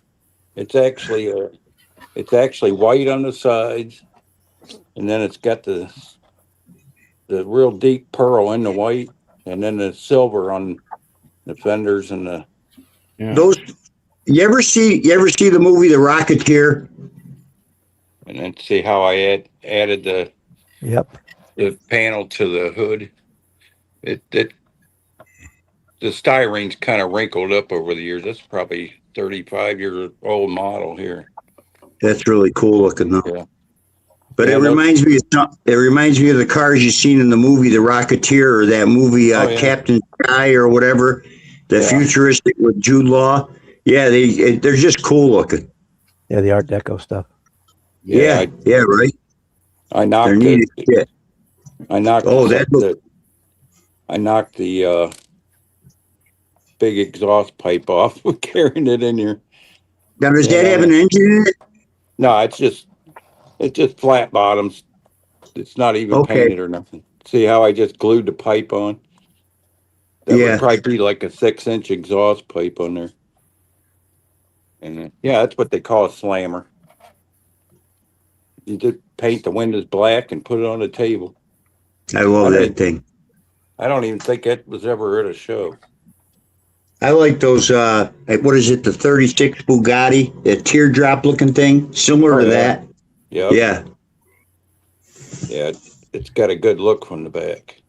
And then I used that sparkly reflective sticker stuff like Bob was showing a while back for the Tail light. a faux Oh, LED the tail nail, light. the nail. Yeah. That reminds me of the tail light on that 37 Chevy AMT 3-in-1 kit. They give you that long tail light in the back like that. Yeah. That's cool. And then That thing's cool. on the hood ornament's actually off the, if I can get it in the frame here. The hood ornament's actually off the 33 Caddy. God, it's the Cadillac. If I can get it to focus. That thing's cool as shit. Well, yeah, my camera skills suck. Sorry, guys. But maybe if I back up, you might see it. But anyway. Yeah, that's this got my famous fingernail visors over the headlights too. Just cut fingernails and put foil on them and glue them on. Yeah. I guess it beats toenails. Yeah. Well, Yeah. if I was doing big rigs, I'd use Roxanne's big toenail. Yeah, it's got Jaguar wire wheels and tires on it. The Dunlops, I put full moon discs on to kind of dress up the wheels, made it a little different. If I keep my thumb out of the way. Kind of reminds me how Glenn does on camera. I'm doing the same thing here. Not as easy as it looks. Yeah, I like, I'm doing this 48 Ford and I'm having a rough time trying to get, like I got these tires, those ones that, AMT puts out, the red and white box. They give you the L60s and I think the F's, whatever. One's bigger than these ones right here. Yeah. And I've been trying to, I was going to use them. And then I had these, those aluminum, they're expensive as shit too. These aluminum, these discs. Oh yeah. I was going to put them on it but I don't think they're going to fit. And, so I'm going to be stuck, and I've never done it before, but I was going to use these that come with a kit, the old, like your what, the big fat white walls. Yeah. And I was going to use them and put the discs on them, but yeah, I like putting the fat meats in the back and lowering the front, and it's just what I like building. Yeah, old cars like this have to have white walls and a visor. Yeah. I scratch built the visor on the over Hey, wait a Winfield. A lot of scratch building for a slammer. those those skirts on the back, that was fun shaping them and getting them in there. I've It got kind of this book. It's I don't know if you can see that. This book, and it's just loaded with like Barris 50. stuff. Oh, Yeah, nice. it's called Early Custom Culture, Custom Cars and Hot Rods, photographed by George Barris. Yeah. And it's but I want you to notice something. None of them cars are shining like you see a model car shine with 2K No, clear. They didn't shine them back then like that. That's why I don't. Yeah. Now the old lacquer didn't shine like the new No. 2K No. stuff. No. It looked like you used blue coral on your on your car in the driveway on a weekend. Yeah. They just had a nice shine, but nothing extravagant. Yeah, But you had yeah, to get a deep shine. It took probably 20 coats of lacquer back then, and within a year it would crack on you. yeah, but it's a really cool magazine. It's all like see that truck, Yeah, and then there's the old Merc, 4-door Merc. yeah, There's the a la carte. they all got those big white walls on them though. That looked like the a la carte, that truck. I don't think 50 rears were in style back then. No. But I yeah, like it. Yeah, I'm gonna get Jimmy Tester's T-Bird next and put it up next to this monogram and let you guys see the difference. okay. Yeah, he shipped it to me in UPS through the box on my porch. I had to totally rebuild that whole model. It was in pieces when I opened the box. That's kind of what got me back into building again. I was like, there's no way that car's going to sit in pieces here. Yeah. So thanks to I know you UPS. Thanks to I know UPS, I'm building again. You had health problems, Kevin, but don't you miss not building? Oh yeah. Oh, I miss Yeah. it. Well, Yeah. I just the other night during Brian's live, I spent the 2 hours carving on that wagon, and man, since Saturday, my hands are still killing me. The arthritis or whatever's going on, yeah. But Yeah, I'm missing part of my thumb, and yeah, my hand went into gears years ago. When I got out of the Army, I took a job at a barrel factory reconditioning 55-gallon drums. Paid really good, but I got my hand caught in 2 gears, and it just went in. It chewed up into my hand. Oh man. Yeah, the skin there is from my stomach. I had to lay flat for a month, and they sewed my hand to my stomach so I could grab stuff. the skin graft, yeah. Yeah, that gets frustrating. That gets frustrating trying to hold things, parts.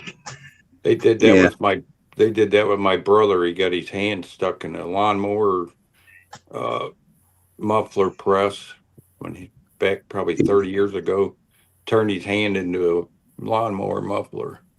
Yeah. They sewed his hand inside of his stomach. Yeah, it's the same way. Yep. Damn near killed him. Yeah. When I pulled this thing out of the gears, my thumb, because if you see, I lost the end of it, and it's like. But anyways, if you could see the scars, let me get it. See the scars on my thumb right there? Yeah. Yeah, it looked like a blown up cigar. Yeah. When I yanked it out, it was nasty, and it was hanging down like way down here. Yeah. So only thing he has left is his pinky and part of his thumb. They were talking about transplanting one of his toes on his hand. He says, "Hell no, I'm not doing that." Yeah. Every time I hear women complain about childbirth, I go, "Hey, yeah, I'll tell you what, stick your hand in a couple gears and we'll talk about pain." No. I had one accident with a table saw with this index finger here and cut it about up to the second knuckle, and that was enough for me. Yeah, I didn't pass out either. I kind of wish I lost it. I had hair then, but because this was in '81, and I lost a big patch of hair in the back of my hair was long, and I was in the hospital, and I was feeling back there, and it felt like a baby's ass in the middle of my head. And I Yeah. said to the nurse, "What's going on back there?" She goes, "We'll get a dermatologist in here." And he came in and said it's called aphasia or whatever. And Yeah. so when you have a attack to your nervous system, you lose hair and it never grows. I knew a girl, her boyfriend, he didn't even have hair in his big toe. And Yeah. he got what affected him was his ex-wife left him and it wrecked him and all the hair in his body fell out. Resting And damn near killed him, right? yeah, right. Pretty close. Yeah, my buddy Jeff, my buddy Jeff was 14 and he lost all the hair off the top of his head from that. Yeah. He always wore a little I think it was a Confederate hat. Well, do you remember Will Smith when he smacked Chris Rock at the Oscars that year? Oh yeah. Yeah, well, that's because he made fun of his wife because she has that ausphasia or whatever it's called, and she was losing. Yeah. Yeah, alopecia, and she shaved her head, and he made a joke about her being GI Jane, and yeah, he didn't like it. Oh, Rock should have smacked him back. That would have been fun. Yeah, I would have. I would have.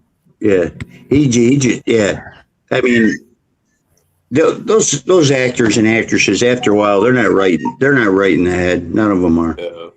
They're all fucked up. Yeah, it's hard enough going on camera here. I can't imagine having to go in and do that every day. All right, Don, see you later. Who was it, Bob? Oh, DMG's scale model. He said he had to leave. He got called in. Oh, see you, Dan. Bye. Yeah, I met Dan at the Akron show back in October. He's a pretty cool dude. Okay.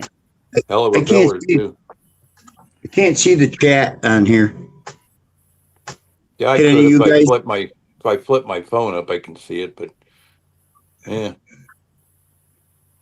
All it says just says you're in the show. Everyone can see and hear you, but I can't see any of the chat or anything. Unless I look at my television. Where it says comments. See on the right hand side, it say comments. You hit the little. Every time I go to look at him, it ends up booting me out. I lose my screen and freak out. Uh-oh. Yep, see? He hit the wrong button. You jinxed them, Kevin. Mm-hmm. Hey, it happens to everybody, I guess. See what I mean? He's on a phone. I think he said he was on iPad. Well, he said he was having trouble getting in. They wanted a phone number or something. I don't remember. Yeah, let me grab that other T-Bird and I'll stick them both up. Back. We'll do a little comparison. It must be I hit the wrong button. Yeah, I jinxed you. Glad it happens to all of us. Yeah, I like that. Sometimes you don't even have to touch the screen and it does it. The only car kit I ever threw away in 5 years doing this, I've only been doing the car. I did start out with planes and Mobius monster kits when I started this back up. But when I started cars, that's what I built the most. And that was like three and a half years ago, I started them. And the only kit I ever threw away was that AMT 57 T-Bird. It's got the molded in suspension on it and everything. Yeah. Yeah. And I got done with it, and I don't know what it was. It just pissed me off. It looked so much like a toy. And I was like, fuck this. I just threw it in the garbage. That's the only model I've ever gotten pissed at and thrown away. Right. Yeah, I usually just throw them in the parts box or something. But. Yeah. Oh, I took the wheels. I had resin wheels on it and had 50s on the back. I had resin wheels on it, but yeah, I took the resin wheels off it and I took the engine out of it and threw the whole damn thing in the trash. But yeah. anyways, I'm trying to cram that Josh at BCG Residence. I'm trying to cram if you, this 427. His new engine he's got. It's a 427 Ford SOHC. I'm trying to cram that in this 48 Ford. And it's, yeah, here it is. It's that thing. I'm gonna mute my mic a minute. That's it right there. Yeah. Oh, cool. But I got a radiator hose there, but I don't think I'll be able to put the radiator in. I don't think it's going to fit. So I don't go to shows, so it's going to go on my shelf. It'll look good when it's done. So that's all I care about. You know.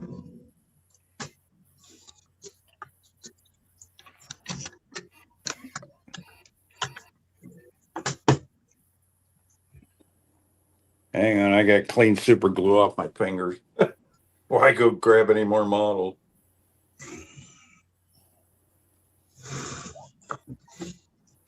All I need to do is botch up a model with super glue. Man, that ain't coming off. Guess I'll just have to make sure it's dry on my finger. Trying to glue that pipe back on that car. I think I use more super glue than I do I use Mr. Hobby. Yeah. Cement. I think I use super glue more than I use that shit when I build a kit. My new favorite's PVC pipe glue for building models. Man, is that stuff strong? Yeah. Yeah, it is. You're gonna break the plastic before you break that glue loose. Oh, where is Is that acetone in there? Or MEK. Yeah. MEK. Wow. It definitely gives you a good buzz. Yeah. you talking about this stuff, Kevin? Yeah. Yep. So. Plastic. Yeah, it's probably the same thing. Yeah. You can get that PVC glue at Home Depot, a big quart for like what, $10? That'll last you a lifetime. I got a can of the black, which is ABS, a gray, and then the clear I use. Hey, Boy, Bob. It'll eat the plastic though. Hey, Bob. There you go. Thanks, Bob.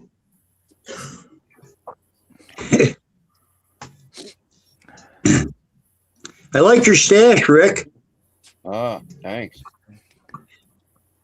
Mine's I don't have I got 40 some kits in my stash. That's it. I just sent No shopping in his stash. Off limits. I just sent Paul Left Coast Models because this kid's built. I have 12 grandkids, 5 kids. None of them are into building models. They look at me like I'm nuts. And but my granddaughters have said, "Hey, can you do me like a pink Jeep?" And I built her one. And I built a 36 Ford, a chop top one for my grandson. He's an Ohio State fan. And I put the Buckeye logo on there, and I painted it silver and red. And he likes that. And then I built all my boys. I've all built them cars. And but they're not gonna. They'll probably. My wife will be on eBay or something selling all my kits. Well, the ones that I have. Anyway, so I had some 60s because I don't like doing a lot of 60s cars. I just don't. Yeah. And so I sent Paul Left Coast Models because his kids build, and he's got a lot of kids. But if he can't get to them, maybe his dad builds too. Maybe his kids can do them. So I sent him like 5 kits, some nice kits, but they're all like 57. The Revell Custom 57 and the 5744, the limited edition, that one. And then I sent him an AMT 64 belt, but I kept a couple of the 60s kits, like a 67 Charger. That's my favorite Charger, the 67. I have that kit, and I've got a couple other 60s, but most of them are 30s, 40s, and 50s, my kits.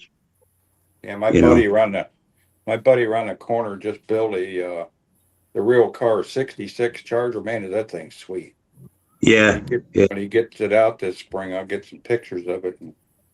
It's almost that fastback, almost because I love the Torinos, that fastback look.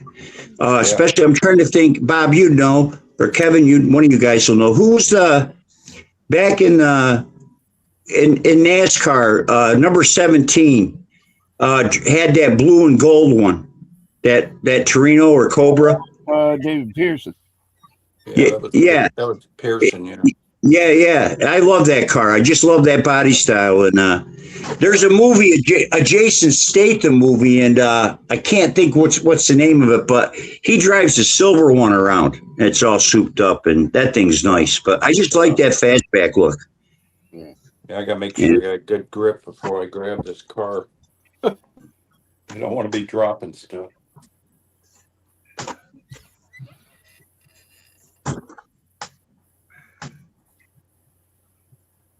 Is anybody left in the chat? Yeah. Yep. Boston Buds is in here. Hey, Boston. What's up? I like it. I like his name. Yeah, you don't have to have an imagination to know that name. Nah. Yeah, Buds. Yeah, you guys will recognize this one. Let me see. Oh yeah. Nice. Yeah, Jimmy Tester built this one. He did 4 years ago. He did a video building this model. I can't believe he actually traded me this for a Tamiya Beamer that I did. I gotta ask, is Jimmy Tester related to the Testers company? No. Okay. I asked him. He laughed. Said nope. He gets that probably question would. all the time, I guess. But just look at the That's difference. Man. nice. That thing is beautiful, man. So yeah, something about orange too. Orange looks good. Orange and black, they just look good on a car. And he did this in lacquer. This thing is absolutely beautiful. Only thing I changed on it was I put a guitar string antenna on there. Now let me get. Gee, why am I having so much trouble with it? Is that an old steel guitar string, not a nylon one? Nah. Jeez. It's off of Dad's Martin guitar that I restored for him. But man, just under the underhood detail he put into this thing. I'm trying to get a good hold on my camera so I don't break this car again. I like the silver around the scoop. And the steering works on it and everything. Yeah. This thing is so delicate. This is the AMT kit, the American Graffiti one. Oh. Yeah. And the Suzanne Summers. This is all box stock too. He used the decals from the. I think he got the decals aftermarket. I think that his friend in Japan printed these decals for him, if I remember right. That's really nice. Man, real nice. Just AMT got it right with this one. I'm definitely going to be building one of these for myself in Wimbledon white. Now, does that have the molded in suspension and exhaust? No. This has separate frame and everything. Really? Let me make sure the hood ain't gonna fall off. I didn't know that. I didn't know AMT did those. I know Revell did, but This is all new kit. oh, that's the new one. Yeah, it might be 10 years old or so. But you can see everything's, even the steering is, Yeah, it's almost. You know what it reminds me of is a detailed diecast car. Yeah. Nice. I did a couple extra things to it. I marked the edges of the glass with a green marker so they had the Ford tint to them, and I mean even the glass was out of the window frame and everything. Yeah, I had to put it. So it's got his work. It's got his work and mine in it. So is it wired? No, it's box stock. Is it? Yeah, That's he didn't nice. want it. Yeah, it's a very nice. He does some clean work. Yes. Yeah. I like that black grill. Yeah. I mean, even the little vents on the side or the decals, and maybe I should pick a different camera here. I wonder if he panel lined those doors or he went around it with a marker or something. I think he said he used the Tamiya Panel liner. panel liner. Yeah. Yeah. It's nice work. Yeah, this phone stand ain't working out. Yeah, that's better. I put it on the wide angle camera. Is it a standard on the floor? Yep. Yeah. Yeah. Yeah. When I put it back together, I was thinking it was an automatic, and I put the steering wheel backwards. I had to pull the The steering turn wheel. signal was the shifter. Yeah. Yeah. I was thinking the blinker thing was the shifter. And Yeah, I got to yeah. looking, and I seen the stick shift, and yeah, I could show you the interior. There's one kit where I don't know what the hell it is, but it's a standard, but they put the turn signal on the left side, and then there's another little smaller switch that sticks out under the turn signal. It's an older car. I can't think what it is now, but I built it and I was like, what the frig is that thing for? Yeah, let me get my flashlight. I'll show you the interior a little bit. Maybe it was, I don't know what it was for, but they had the turn signal was, looked like the turn signal handle. And then underneath it was a smaller handle. And I was like, what's that used for? Might have been no steering wheel. Yeah, you can see it better now. The little shifter in there. You even put the decals for the speedos in there. That's cool. Yeah, I like the tops on those. I don't know why, but same thing with the vets, the early vets. I just like the tops on them better. I just think they look cooler. Especially the T-Bird with the porthole windows. Yes. Yep. Yeah. Ever since I seen American Graffiti, I was hooked on this car. No, that's because Suzanne Summers was sitting in it. Yeah. That's why that is, Kevin. Funny thing is, nobody knew it was her back then. No, they did it. It was just a blonde in the car. Yeah. That's how it is on the credits too, if you look. And then when she did the Playboy magazine spread, that gave a whole different meaning to her being in that white T-Bird. Yeah. Exactly. Yeah, let me get the angle better. Yeah, I got my buddy, a customer here. I'm doing that old sport. He's texting me.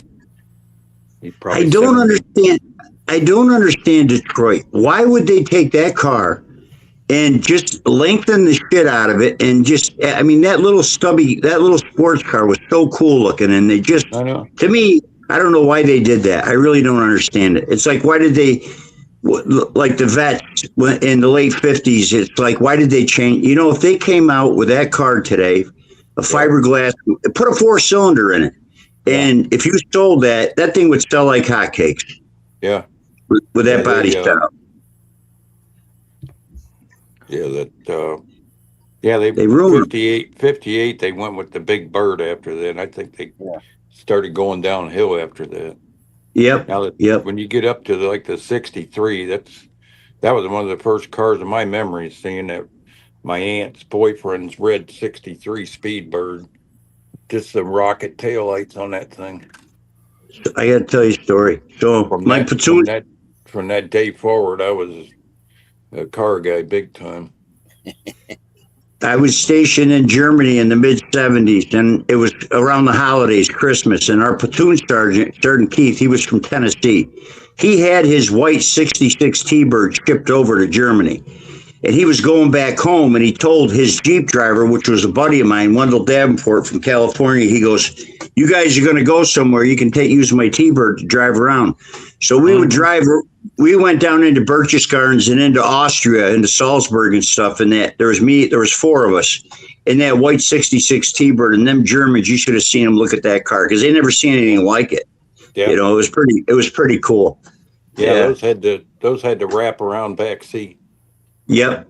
My buddy Denny had one of those, and I'd ride to school with him in the mornings. And Yeah. I always thought that was so cool. Yeah, they were well built. You felt like you were in something special back then. My dad had an early '60s Valiant with you could see the spare tire imprint on the trunk. Yeah, those old Valiant. It was And he had right into the trunk, yeah. And he had the push button transmission on it on the dashboard. Yeah, the old slant 6, yeah. Yep. That's a good engine. With the cat eye tail lights. Yep. Yeah, they were. Yep. Cars had personality then. Now they all look like tampons or bars of soap. Yeah. They're just I don't know what it is. There's just I don't know. Everything changed after the '70s, emission controls and all that bullshit, and yeah. they did away with the 350 came out. It was so dogged that they did away with the 327. They did away. The 396 went away in '69. They just did away with a lot of really good engines back then, and everything was bogged down with emissions. And Detroit died. My favorite Ford engine was always the 390. Yeah. Boy, what a rocket engine that thing was. Yeah. I like the Ford. I like the 427, the SOHC that Ford did. That came out in like '64, I think. But I like that engine a lot. But well, you can't beat you can't, huh? Go ahead. I'm sorry. The 390 was just the right size. It wasn't so heavy that you didn't lose your drivability of the car as much, Yeah. But these T-Birds had the 312 in them. They were a lot faster than the Corvette, I would think. But the engine with the balls back in the '60s was the 426 Hemi. I got to give the nod to that because I like the inline carbs myself. I don't like the staggered ones. I like the inline. The dual carbs that are back to back. Yeah. And you put a big bug catcher on there, and absolutely. There was shit. NHRA had to change the rules because they were kicking everybody's ass. Stocks and Martin and then Grumpy Jenkins comes out with that Vega in '72, and that was nothing but a funny car. He bent all kinds of rules to bring that thing to the track, but exactly. Yeah. Another cool feature with these T-Birds too is they had a dial on the dashboard. You could turn the dial and have the seat set at different distances away from the wheel. It was kind of the first memory seat system in those cars. Yeah. You could set it for 3 different drivers, and let me get the center back up. Maybe I ought to try the camera again. The other good thing about those cars back then was points, plugs, and condenser. You could work on them in your driveway. Oh yeah. Yeah, especially the Fords. You could set the points with a matchbook and didn't have to mess with the feeler gauge or nothing.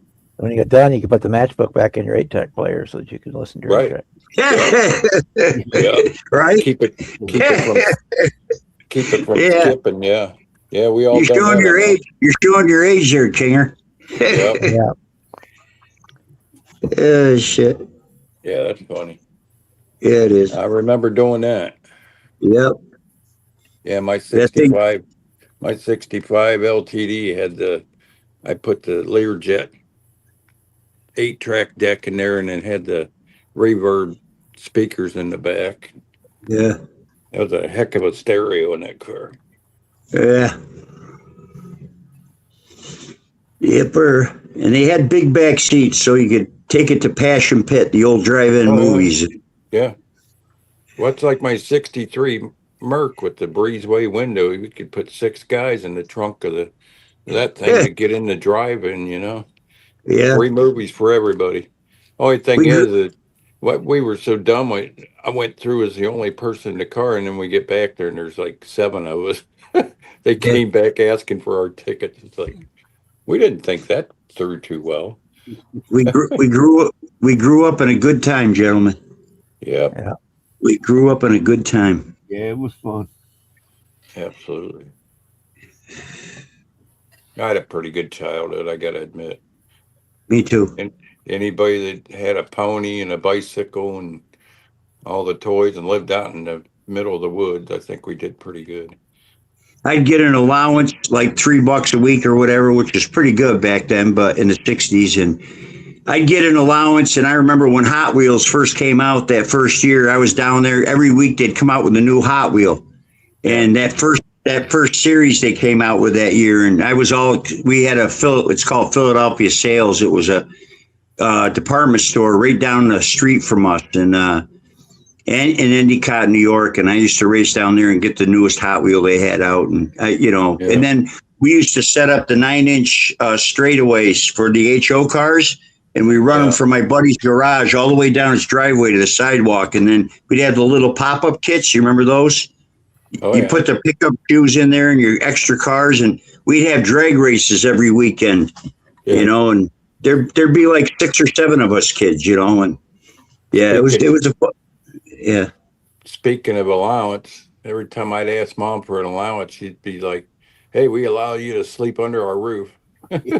You want money, you got to work for it, bub, or go out and collect pop bottles Yep. for a penny a piece." Suggo hung out. What are submarine races? What are those? Seriously, I don't know what they are. What you did at the drive-in, you'd go to see the submarine races, or when you went to the lake. Yeah. Oh. Yeah, Submarine. we had up in Toledo, right at the state line, they had a drive-in theater there that was X-rated, and all us guys that go in there with their lawn chairs, sit around, drink beer. Jerk off. Yeah, yeah, the old Viking party, right? Yeah, yeah. No, I remember the drive-ins. We'd go. There'd be like, if you went with your buddies, there'd be like 4 in the car, and you could Yeah. see who could have the biggest stack of beer cans when the movies ended. On each side of the car, you dump your beers out, and whoever's Yeah. pile was the biggest, you drank more than the 2 guys sitting on the other side. Be right back. Yeah. Yeah, the cabinet shop, my first cabinet shop I worked at was right there on state line, Michigan and Toledo there in Ohio. And the back garage door was always open at night in the summer, and they'd have the movies playing on the big screen. We'd go out and sit and watch that with our lunchtime. And Yeah. I'll be right. Gotta get a coffee. the boss always ordered dinner for us at the Dark Horse. They'd bring our dinner down. They had T-bones and anything you'd want. They had lobster, T-bone. That was a good boss. I should have stayed there. Huh. I'd hate to pay his tab at the end of the month. Yeah. Oh man, sometimes we'd work till 4 and 5 in the morning. Have to turn around and come right back in to go install stuff. Right. Yeah, let's make it $7.50 an hour back at 16, 17 years old. That was good money back then. Yep. That ain't even minimum wage now. Nope. Those were the days. Guy was a good teacher. He was meaner than a whip, but buddy, you only made a mistake once. Big mistake I always made is we had a cutting station for the countertops. You'd buy like an 84 lumber and that those countertops, we'd miter them for people. And biggest mistake I'd make is always putting the sinkhole in the wrong place, misreading his drawings and measuring from the wrong end. People get their countertop home, find out the sinkhole is over the dishwasher. It's like, whoops. I bet I did that 6 times before he finally got it through my head. You always measure from the corner, you dummy.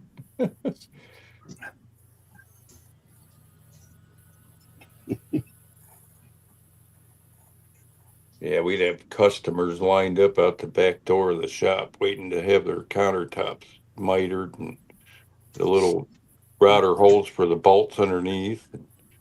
Huh. Yeah, it was an interesting job. That's all I did for like 2 summers was just that. Everybody else was doing the custom stuff.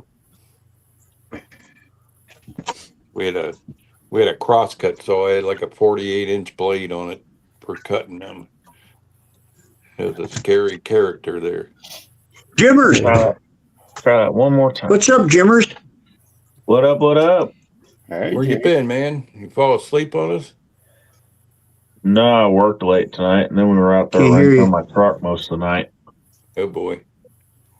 Yeah, I seen your camo Crown Hick. Yeah, it's the Crown Hick. Did you see the Ghetto comment I left? redneck. Did you see the comment I left you? Yeah, I seen the text message you sent me too, you darn man. How'd you like that pink bikini? I didn't even click on the video. Oh man, I figured you'd be late for work after seeing that. I just went to bed to go to I work. can't hear Jimmy. You're not missing much anyway. Yeah, lucky you. Yeah, lucky Yeah. you. Good Oh, luck to boy. you. Well, it's not a I'm gonna go out and come back in and see what happens. Pontiac, but that's what I've been working on. Cool. Second, That's let your me- Buick? Yeah, Yep. Cool. 70. That's the most Rust-Oleum in them. Oh yeah. I don't see why you'd change, man. It looks pretty good. Yeah. There's fingerprints all over it. Once I clean it, it'll look good though. Oh yeah. Yeah, you have to get you some of that good wax we was talking about earlier. Yeah. What wheels are those? One of Jim? them Better screw wait a month bottoms. before you do it, though. Yeah. I should have put a little putty over where the bits are for the screws because there's a little Yeah, divot. yeah. You get sinkholes there. Yeah. Yeah. Yeah, I didn't really care. This Yeah, is supposed to be a fun build, and it's looking a lot better than I thought it would. I You'll even never- flocked the interior carpet. Oh, yeah. You'll never get rid of them sink marks. They'll ghost back on you anyway later. Usually. Who cares? Damn thing's low though. That's cool, Jimmy. Where'd you Yeah, get them pretty wheels? That's real nice. These Wildcat, I've got right? from a guy at a show. That's Fusion Firm Gold and Fusion Firm Chrome. Nice. Yeah, I'm gonna have to get me Jimmy's some a of that. pimp. Yeah. Oh yeah, that's my pimpy car. That looks good on that car, man. Oh, yeah. Yeah. Heck yeah. What's up, motherfucker? Sit. I broke the taillights, so the taillights are black now, but that's okay. Bro be leaning. That Wildcat. I did get some stuff to start doing some more detail artwork. I ordered a bunch of these from Matthew. Oh. Why don't you I've make your never- own, Jimmy? I'm lazy. Oh, piece of cake, man. Just stretch a bunch of sprue and glue them all together. I can hear him now. Nice build, Jimmy. Yeah, that's cool. Appreciate it. Yeah, man. It looks good. I've never wired up any of these kit motors, so I thought I'd give that a shot. How often do you open the hoods anyway? I like wiring them up. I really do. I love it. I don't do anything else. I don't hook any battery cables. I just wire the engines and I enjoy it. I really do. And I like to go by sequence. Yeah. Thing I always dreaded the most was interiors. Yeah.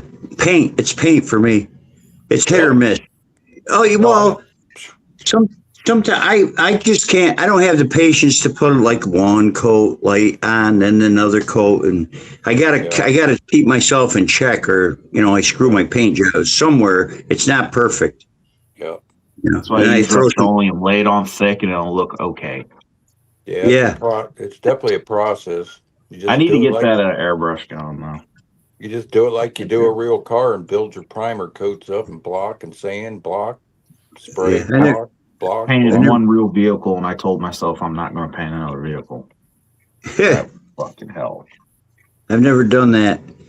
I started Oh, yeah. out 5 years ago with an airbrush. I've never, in fact, when I was a kid and used to build, my dad, like if I did a car, but if I did like a Aurora Monster kit, I would hand brush paint everything. And then my dad, because he built World War One, World War Two fighter planes, 1/48 Yeah, scale, and he would take like my body out and primer it for me, and then he'd rattle can it and look really nice, and then I do the rest of it. But yeah, yeah. yeah, When you work in a body shop, you don't want to hear the boss say it's block party day.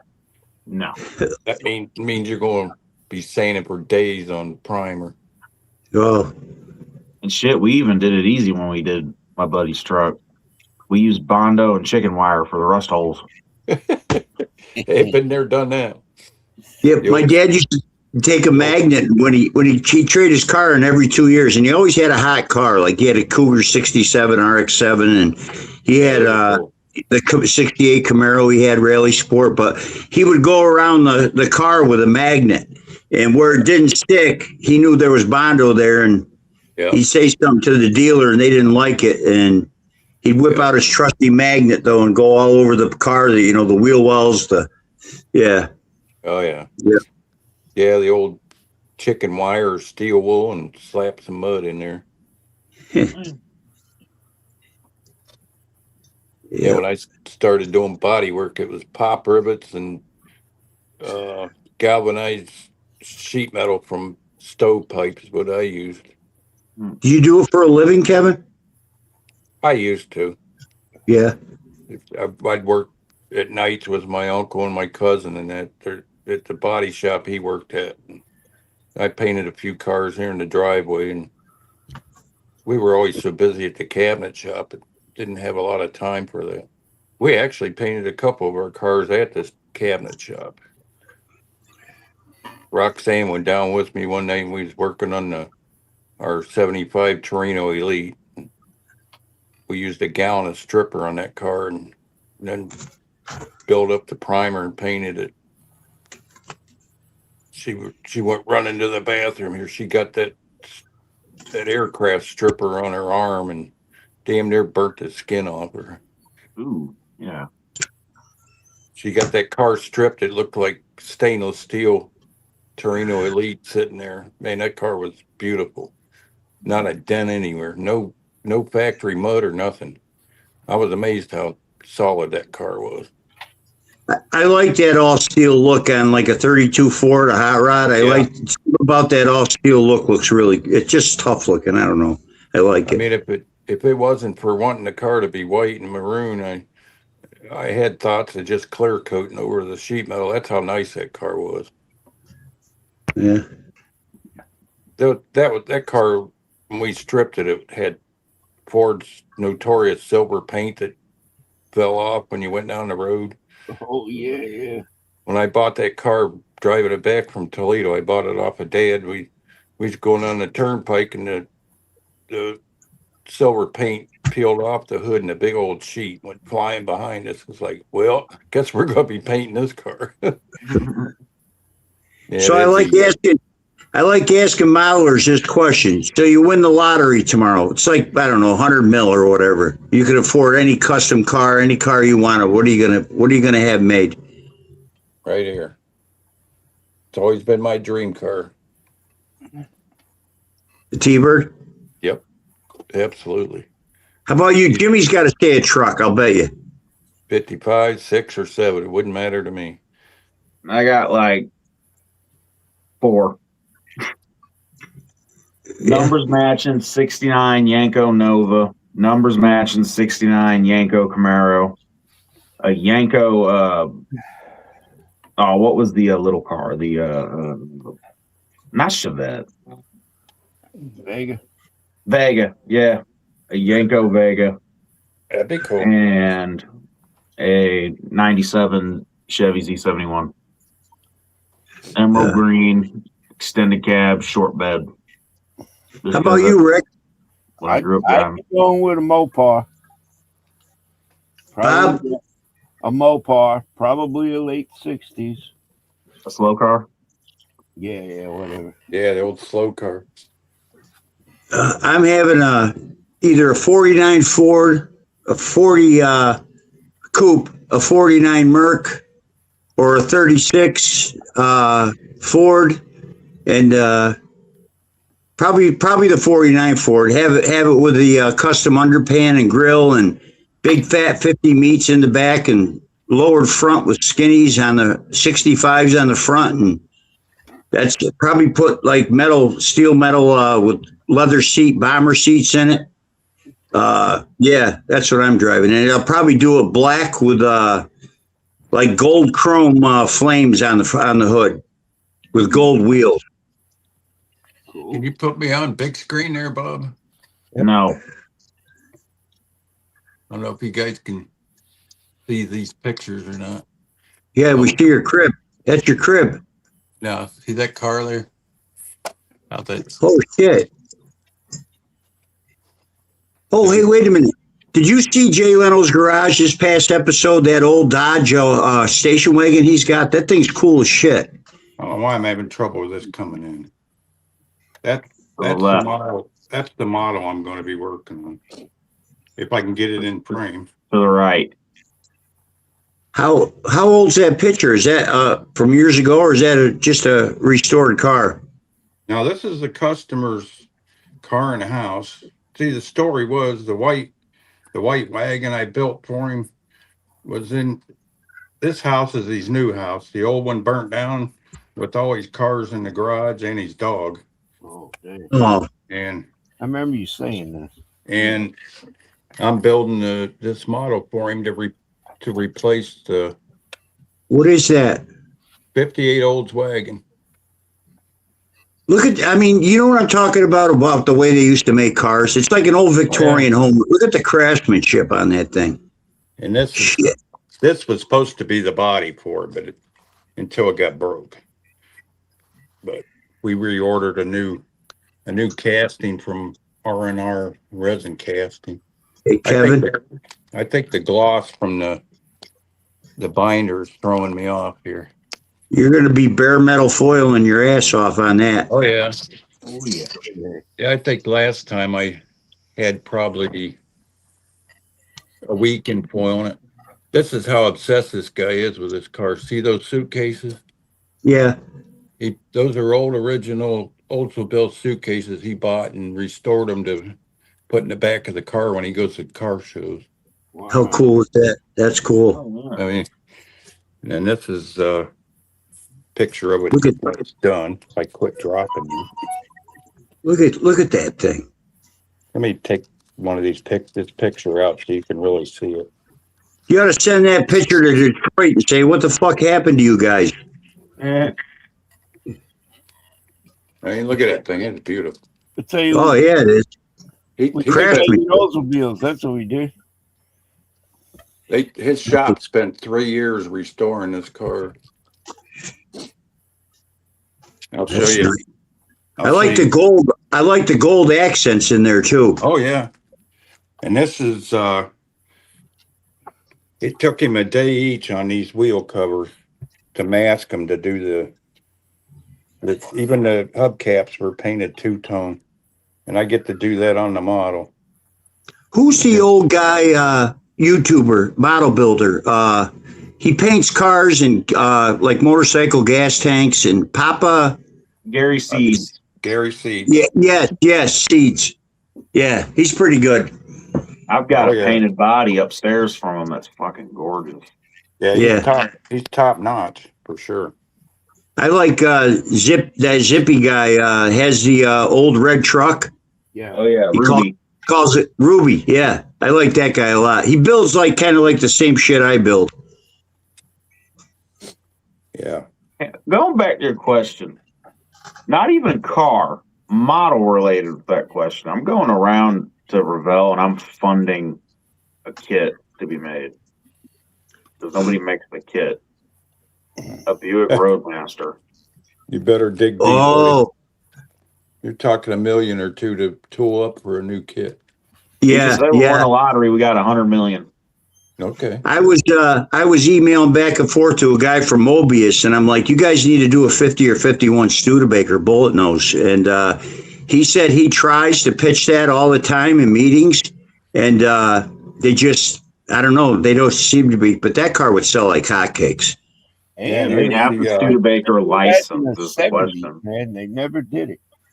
Here's the his little spotlight combination mirror he's got on the door. This is all factory stuff from General Motors in the day. Yeah. That must have been an expensive car, man. Yeah.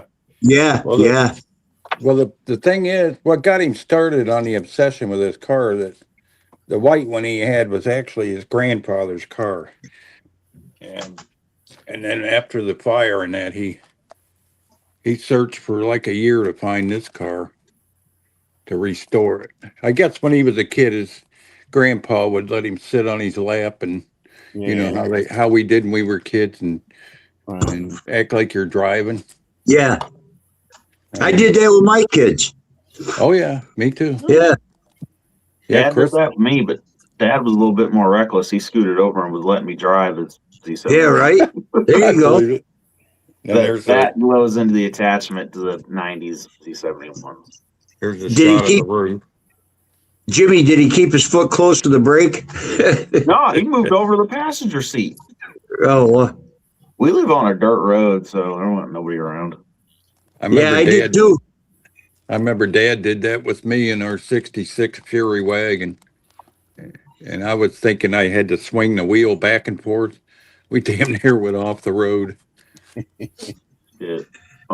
First thing I did was freaking hold my foot to the brake and hold my foot to the floor, and I did a big old burnout. There's something else he did. He bought He was two of the pissed with the gas. 37s on that thing. He bought 2 of the gas tanks for that car and welded them together to get extra fuel capacity. This car's such a gas hog, and you can see here where it's finished. And So is it over a 20-gallon tank? I can't remember what he said it was. Yeah, it looks like. It would probably be close to. I think they were originally a 12-gallon, so it's probably 24 gallons, something like that. I'd have to ask him. For taking those long road trips. Yeah. Well, this car is going to be on display next month at Summit Racing in Talmadge, Ohio. They have a turntable in their showroom, and they're going to put this car on that turntable. Nice. Oh, Yeah, he's all excited about it. He told him he's got to wait till spring because he don't have a trailer to trailer the car, and he don't want it coming out in this weather. But you can't blame him. Is that where you hail from, Kevin? Ohio? Yeah, Akron. Yeah. Yeah. Summit's probably 10 minutes from here. You just go out east on Route 76 and get off, and you're there. How about you, Jimmy? Where you from? I'm from Shithole, Illinois. Oh, Booger Hole, Illinois. the home of Obama. Yeah. Luckily, I'm more towards the southern part of the state, so there's nothing but cornfields around me. Thank Right. goodness, right? That thing's a work of art right there. Just look at that. It's just, The thing Yeah. is, I probably had 3 days in this building this thing, being a slammer. Those are the most fun. You can do them fast, and Oh, yeah. it's major slump crusher. Oh, yeah. That's yeah, what it's this just, Wildcat Yeah. is. Yep. that just looks cool. I like the little windows in the back seat on the side. Yeah. Yeah, they're cool. Yeah, I put the exhaust pipe back on it. That's how I ended up with super glue on my fingers. Glue your fingers together, man. That's really nice. Pluggos, have you ever watched Bellows Customs on YouTube? But no, I watch. You got to watch him, man. He builds stuff like this in real life. I watch another one. In fact, they're doing a Corvair, and they got a huge LS engine in the front of it, and they modified it to put it in the front, and it's all right now. It's all the bare metal, which looks really cool on it, but I can't remember the name of but I watch them, and I'm subscribed to so many like channels. It's especially modeling channels. I can't watch all the shit that they. Man, watch everything. No, I didn't. Yeah. Just look up Bellows Customs, and Philadelphia. you will be. It'll blow your mind. He builds cars like this. He did a root beer brown car just like this. Wow. It was the 37 or 38 Zephyr. Man, that car, it just looks like a big piece of glass. Wow. Yeah. You definitely need to treat yourself and check that channel. That guy is a trip too, man. He's kind of Mexican. You know how they talk. He gets all hyper. He's like, he'll stay back and say, "Fuck yeah, man, this thing's gonna be badass."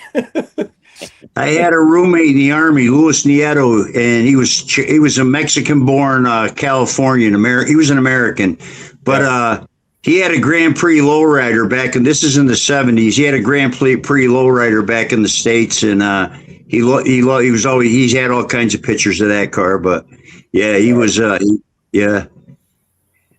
Yeah, that dude's a trip for sure.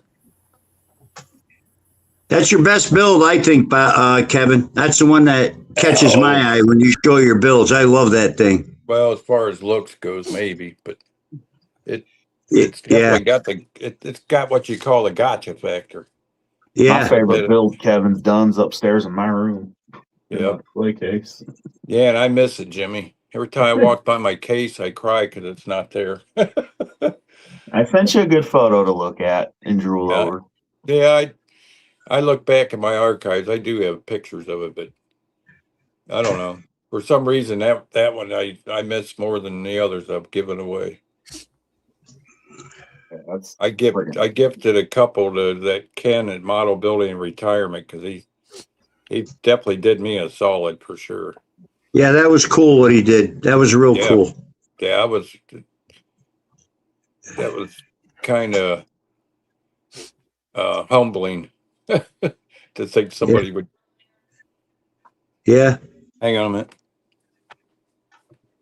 Warren's calling him. Yeah. Hey, Jimmy. No. What? Roxy was asking if Thurman on screen. I'm like, yep.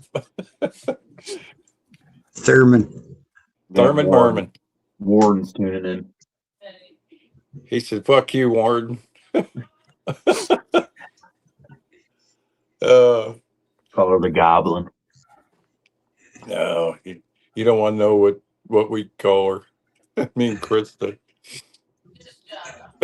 Big Mouth. She's got let's just say she's got a nickname besides Warden. Yeah. I'll almost say I don't want to sleep outside tonight. I call mine the Warden. That's what she is. She's the Warden. Oh yeah, no chance of parole, right, Rick? I'll tell you what, though, my wife, she's been really cool since I started this hobby up. She clamps down on me if I spend too much, like some months or something. She'll come in with and read me off what I bought, and I'm like, okay. But she's really cool about it. She supports it. You know why? Why? Keeps you from bugging her. Yeah. I'll bring in my favorite and show you. I think you'll agree. This is one that'll never leave me if I'm still on Earth. Have it bury it with you. Oh, I don't know about that. It wouldn't be my other favorite, would it? The black Oldsmobile with the red stripe. The turquoise silver radio. Bob, how far are you from Fort Lost in the Woods? Fort Leonard? Yeah. I can get there in about an hour. About an hour. Yeah, we went back there. our son did his basic. I was shocked how built up that town was outside when I was there. There was nothing there when I was there, and the hotels, McDonald's, Wednesday, everything you could think of is there. You ready There was for nothing. this? You ready for this, Sluggo? Yeah, bring it on, buddy. Wait till Bob gets me up there. We'll have the grand entrance. 1 second. Yeah, wait till I'll Bob. drop it. Every time I Oh, hear no. the name Bob, I think of Cheech and Chong. How you doing, Bob? Bitchin'. Chugga, chugga, Oh. chugga, chugga, chugga. Oh, Chugga, chugga. the one that just keeps going and going. Yeah, that's a long one. What the fuck? Cadillac. What is that? Is that a hearse coupe? No, it's the 33 Cadillac Fleetwood. That's the tester's kit. You know, are you picking up what I'm laying down about old cars being built like old Victorian homes? Oh yeah. I mean, look at that damn thing. Well, these I were got a lot of coach, Hot Wheels of cars that age, and yeah, they're just beautiful. Even the Hot Wheels are beautiful. these were coach built. Why they're Yeah. so special. There was a lot They're of all wood like made. they're all handmade pretty much too. Yeah, these are have a lot of wood in them, and the sheet metal's wrapped around the wood frames, and then the top comes off. What's the interior look like? Yeah, I'm about to show you here. I've got a shit ton of walnut veneer in there. There's Wow, the luggage, spare luggage rack. nice work, Kev. Yeah, that's when I did back when I first got back into the hobby. This is probably 35 years old, maybe. Wow, it's nice. Nice work. Hence the name, the Kevinator. That's the let's see if I can get a light in there so you can maybe see the dashboard. It's got the walnut dash. It looks fucking real. It looks real. Got the V16 engine. Nice work. You ever all taken that to a show? Have you taken that to a show? Yeah, this was my first best to show car. Yeah, I guess so. Back in the Autorama in '95. Yeah, That's nice. I'll show you the trophy. Just don't look at the mess around it. The trophy's pretty That's good. okay. We all got a mess. Yeah, I got some good guys trophies. Outstanding paint. We got best paint here. Best commercial for the roadway truck. Let's see where's the best to show for the Cadillac is right here. That was- I got one more set. That was the Kevin, Autorama. Kevin, let me ask you something. Do you think you have basically like a step up on like most modelers because you did used to paint cars and shit? Oh yeah, it helps. Yeah. Yeah. Not only did I paint cars, but I worked at a cabinet shop and we sprayed probably 50 gallons of lacquer a week. They'd order that shit in by the barrels.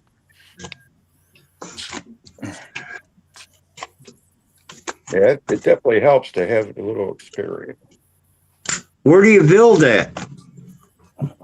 In my You gotta- recliner. Yo, really? Oh yeah. Yeah, when I'm carving parts and stuff, I either sit in my recliner or in bed.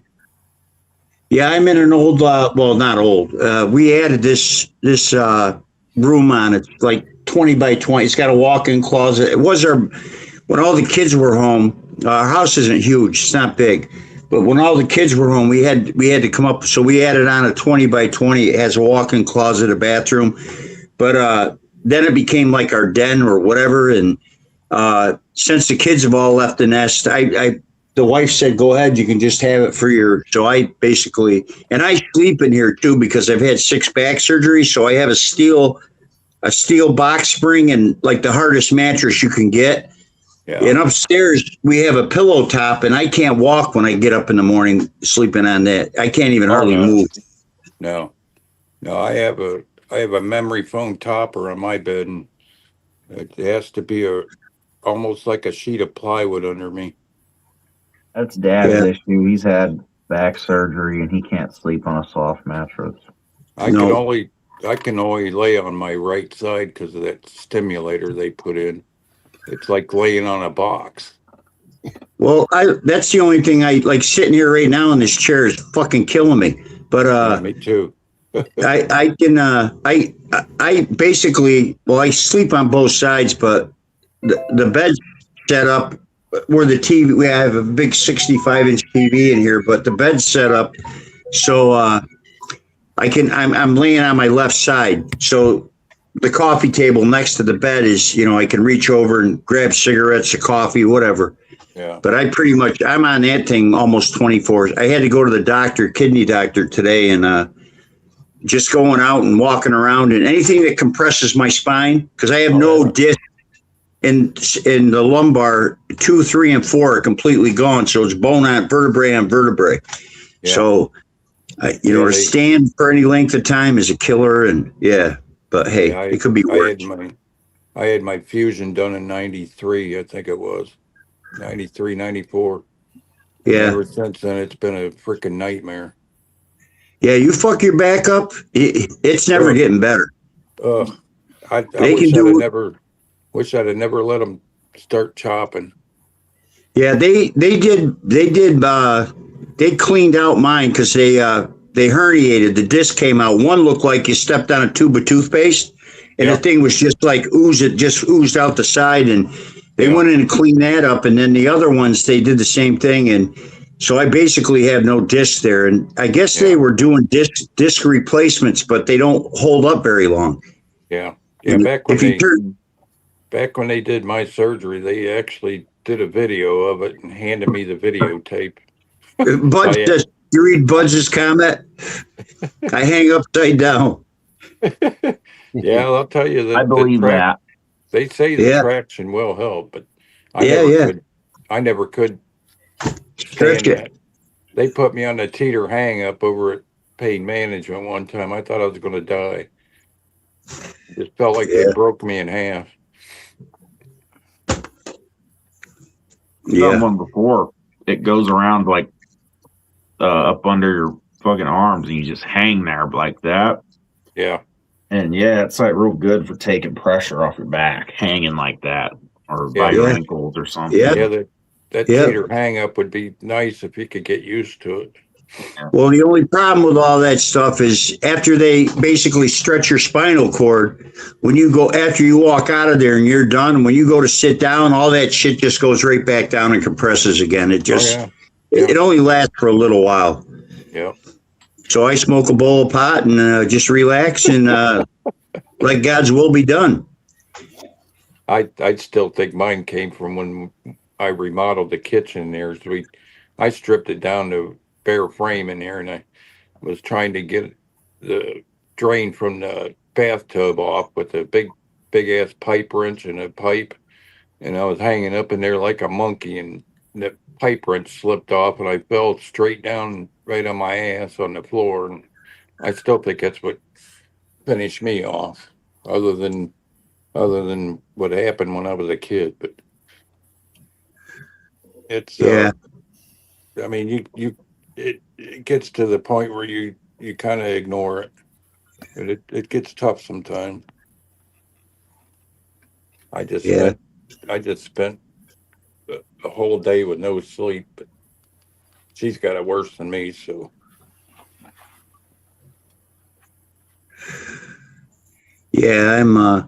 I'm thankful I got to 68. Yeah, 2 heart attacks, 6 back surgeries. I've broken just about every bone, my cheekbone, I broke the toe on my foot, my hand, my ribs, my ankle twice. I broke it. You're just a wreck. Like Evel Knievel. Yeah. Rode hard and hung out wet. Exactly. Yeah, there's people worse off than we are. Have any of you guys seen The Blind Modeler yet? Yeah, I started watching him today, and man, the first word story. Wow. Yeah, but the first words out of his mouth is, "I can hardly see," and I'm like, "Shit!" I got 500. I got these Optivisors. They're 500s. They come with 250s. They're expensive. The lenses are like 60, $70 just for a stronger lens. But I got the 500s, and I could see pretty good with them. But I'm I'll tell you what, man, his builds are amazing. If he's, Yeah. he said his right eye is prosthetic, and the other one's like only 20% vision. I don't know how he's building that nice with being blind. Isn't there a guy that builds with one arm? That was out Joey. That was Joey. That was Joey. He hadn't done any modeling in a sec, but he's been doing a lot of like real car stuff. He's restoring an old square body. Yeah, he does a lot of steel fab. He's restoring an old soft tail right now. He's doing real car stuff. Yeah, Joey used to be almost Olympic archer too. He's really good with the bow and arrow. Yeah, that's wild to watch him shoot it. You don't remember Joey? Oh, yeah. No. Oh, Joey Collins. No, I've only been doing this. No, I know. I heard him mention one time something about a one guy who could only use one arm. I don't know if he's missing the one, but I just heard that there was somebody out there. Somebody mentioned it in a chat somewhere or something that guy had one arm and he was building. I'm like, shit. He had a. What's it been, a year since he's been gone, Jimmy? A little more than that, probably. Something like that. He had a crazy amount of electricity shot through him, and it just basically fried his arm off. Yeah, right. He was working for a sign shop, and they were on an aluminum ladder, and the guy above him got shocked and killed, and how Joey's still alive is beyond me. You know, you're talking 277 volts, you know, with street lights that are pretty high voltage. He had a maintenance guy I worked with. He had 220 going to his one arm, went right across his chest, just missed his heart, came out his right arm, and it fried the end of his fingers pretty much. Yeah. Well, the difference between 220 and 277 will grab you and hold you. Yeah, You can't get away from it, but 220 you can at least back off from. I wouldn't want shocked by either, but I do believe it was 277 lighting voltage that got him. And I thought sticking my finger in an outlet was bad. Yeah. How about you see these fuckers that fucking get hit in the head with lightning and it burns their clothes and their shoes and they're still walking around talking about it. Yeah. There's people out there like that. Yeah. Yeah. Freak stuff. Well, there's also guys that's got hit with lightning too that had fried their bones and they're dead, you know. Right. That's why you don't hang around under a tree in the rain. Yeah, well, that's what happened near me. There's a father and son, and they were down at the local park and a little ways from here, and the thunder and lightning started, and they went under a tree, and the lightning hit the ground and fried them right there, both of them. Yeah. I know. I got a habit of doing that when I'm out walking the dogs in the power chair, but not if there's thunder and lightning. I don't. I like when you videotape when you're in that chair, because you ever see a Spike Lee movie when people look like they're floating across that? You look like you're floating when you're on that thing when you videotape it. Man, I've been doing that with my dog since, it's probably been 20 years now. I used to have 5 dogs, and I'd hook them up like a sled team. Right. The little ankle biters. I'm down to 2 now. Mush. Yeah. The leader was Shelby. She was our big Yorkie, and then Sassy was number 2, and then Cooper and Bella and Lexi was in the back. And Lexi didn't like to go because we'd get halfway up the street and she'd say, "I want to go back and be with my mom," which was Krista, you know. Yeah. She'd put the brakes on. I'd always have to turn around and bring her back. Yeah. Yeah, I miss having a dog. It's probably the only time in my life I've never had a dog. I lost my Puggle like 2 years ago, and I'm too old to be, because I like getting them from pups, Oh yeah. and Yeah. I'm just too old to be taking a pup out every 10 minutes to go to the bathroom. And Yeah. Well, our dogs are so little. We have the pee pad here, and if it's too cold, they go on that. And otherwise, yeah, yeah, I have yet to have one of these dogs have an accident where they ain't supposed to. They're pretty well trained. These yeah. dogs are more like rats. There's one Sounds right like they know. Sounds like they know you're talking about them. Billy, you gonna say hi? What kind is that?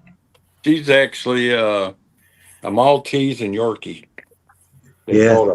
They call it a Morkie. That little bitty thing would be a snack for my big dog. Oh yeah, yeah. And then we got Coolest Cooper. dog I ever had. I had a boxer, Max. I named him Max Schmeling after the German boxer, and yeah, he was like a little human. I mean, he was cool as shit. 4 years he lasted because boxers have the bulldog breed in them, and which carries a cancer gene. Yeah. And he was 4 years old, and I thought he got stung in the head. So I noticed he couldn't see, and he took him to the vet, and they said it was a tumor, and we just had to have him put down. But he lasted 4 years, but coolest dog I ever, smart as shit. Yeah, dogs like that with a flat face, they tend to have swelling brains and stuff. I know the King Charles Spaniels, they have a big problem with those too. They'll have a brain swell and it kills them. We got boxer mastiff mix, and yeah, she's definitely like a little human. She has her own personality. Yeah. Sweetest freaking dog ever, but to any stranger, she's the most vicious little fucking dog. Oh, yeah. She's got to be cute as hell, though. Boxer mastiff. Yeah. I love the I like the dog. She acts like a boxer. The way she'll puff her chest out when she sits and shit. Yeah. She acts like a boxer. I like the dogs with the big blockheads, like a Rottweiler head, or I like those blockheads, like the Mastiff. Yeah, they're cute as shit. Our biggest dog is he's Great Dane Mastiff mix. Ooh, he's big. Whoa. He cool looking. Max is cool looking. Yeah. He about as tall as a Great Dane, but he looks mastiff. One of his legs probably weigh more than Cooper. Right. Yeah. I think Cooper's like 6 pounds. I wouldn't want to clean that dog. I wouldn't want to clean that dog shit up. No. No, it's not fun. He's getting old. He's getting he's probably 9 now, and he still moves around. He walks around a lot, but he's starting to realize I don't want to go downstairs. Yep. So instead of walking outside and walking off the porch, he's just been shitting in the living room. That's the problem with the large breed dogs too. They don't have a longest lifespan like those small dogs do. They don't. He's healthy though. Every time we take him to the vet, they're like, "Damn, it's crazy how healthy he is." You're lucky to get 10 or 11 years out of a big dog. Our little dogs, we usually get about 16, 17 years out of them. Damn. Yeah, I think if I ever did get a dog, I think it would be a puppy, but it'd either be a golden retriever or a golden lab. Yeah. They're just really loving dogs. We got a chocolate lab too, and she's super loving. She's inbred as hell though, so she's fucking stupid, but she's a cool dog. I had a Chow terrier mix. And he had picture of Chow with short hair. He had a big blockhead on him. He was scary looking. He had a mouth almost. He caught a woodchuck one time by the garage. And I was back there because I heard him wrestling around. And he had the woodchuck's head in his mouth. And I'm like, crush. I go, kill him. I go, do him. We'll kill him. And you could hear the bones crunch. Just one soft bite. He crushed every bone in that woodchuck's head. Oh, who's this guy? That's my Cooper. Cooper. You gonna say hi, Coop? This boy's off the table. He's all 16 years old. The old fart. You ever see the dogs like that? They've been in movies. They got those wacky eyes and their tongues hanging out like a foot. You know what I'm talking about? He's Cooper's half Yorkie and half poodle, and then I think he's got a little bit of Papillon in him because of the big ears. Yeah, or a bat. Yeah, they're a bat. Yeah, yeah. When he's riding on my lap and we're on the scooter, the light behind me shines, and his ears will look like they're 10 foot tall in the shadow. It's funny as heck. It's hard to think they all came from coyotes or wolves, you know? My That's- hand that's- tastes good. Is that a good hand? Tell you how vicious Daisy is. She was bad for a Thieves? while. She getting out of the yard, and she He's- would bring dead things onto the porch. He's a smart dog, ain't you, Coop? He knows my hands are hurting. He's sitting there licking them. Maybe that's because I had bacon earlier. What the fuck's he wearing? He's got a little shirt. Oh, he's got a shirt. He has to have a shirt. I think he's a little light in the loafers. Yeah, He we gets got all a big oh, excited. coat for our Great Dane when we walk him. He's got a big winter coat. He gets all That dog's excited a when I pain in get the his ass. He shirt. won't go for a walk until you put that damn coat on him. He gets all excited every morning. I put that shirt on him. He stands up and gets all worked up. He's got a whole wardrobe, don't you? Got a couple shirts that match mine, right? You got dogs, Bob, Rick? You guys got dogs? No, not anymore. In the Not meeting. anymore. Last Yeah. one passed away. His picture's still on my channel. Yeah. Pitbull. You go say hi to the guys. Cooper. Hey, Coop. What you doing, buddy? He takes What it you to me. doing, Coop? Yeah, he's almost blind. I had to modify my bed downstairs because he got to where he couldn't get up and down. Just all at once, he'd sit down there shaking, wouldn't. So I had to build him shorter steps. Yeah. Cut the bed off where it's not so high up, and it's been a rough week, ain't it, buddy? Dude, I'll tell you. Dad's too damn cheap to buy me electric lift like he's got. You could push it with your nose and get in bed, huh? I'll tell you what, Depends on nobody much will sick of love. listening to the warden as you guys are. Yeah, he's a good little boy. Yeah. Yeah, see, this was my daughter's first husband's dog. When he died at 26, he had a brain aneurysm. I ended up inheriting Cooper. So it's going to be tough when he goes. I got one of those on my an abdominal aneurysm on my aorta, and it's at 4.9 centimeters, and that's like almost 2 inches long, sticking out like a worn out tire tube, and they won't operate on it till it hits 5 or more, and so I go back in 6 months, and yeah, it's like a time bomb. This was totally unexpected. He was only 26, and They just out of the found blue, mine. They found mine by accident. They did an X-ray of my back, and next thing you know, they come back and they go, "You got a 4.1 centimeter aneurysm on your aorta," and I'm like, "What?" Hey, And here's my wife's. That's my wife's pet. What the hell is that? Oh, bunny. Bunny. It's a bunny. Toppity. Say hi to the boys. Warden. Hello, boy. This is the warden, fellas. This is Doggy. Doug, take it. He wants out of it. Pissed. the old floppy ears, huh? Yeah. He's pretty cool, though. He really is. But I'll tell you what, that little fucking bite. Him. At least he's got hair, Sluggo. Yeah, really. The hair with hair. Brian has hair. I call it dust on a light bulb. Yeah. Go. Go. Say bye, boys. See you, Bye, Doug. boys. Bye, Dougie. Just Doug. call him Fuzzy Wuzzy. Yeah. That's the warden.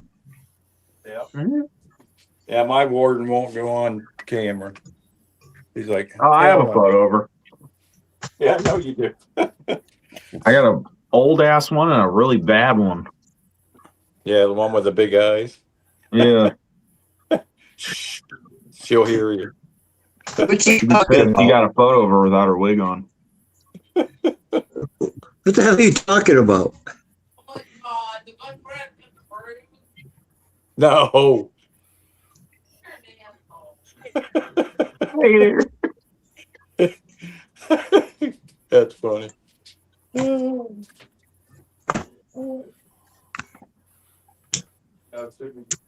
Texted me a while back. Couldn't walk down.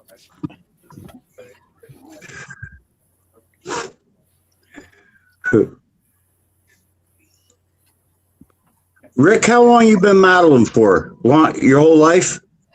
Pretty much, yeah. Yeah. Yeah. I couldn't imagine if I'd been modeling since I was a kid. I don't even know where I would put I'd have to have a Morton's building or something put up, or just to store the models. I couldn't imagine. I'm running out of room after just 5 years of doing it. Yeah. You know? It's quick. You can buy them a whole lot quicker than you can build them. I'll tell you that much. Yeah, that's Oh yeah. I found that out. I said I'd never outlive my stash, and I lied. You know, my stash is pretty well. To me, it's. I won't build everything in it before I die. I doubt I will. I build maybe 10 models of cars a year. I built a plane this year, but yeah, I got a couple planes I got to build, but yeah, but I enjoy it. Fuck it, I enjoy it. It's I fun. have 4 done this month.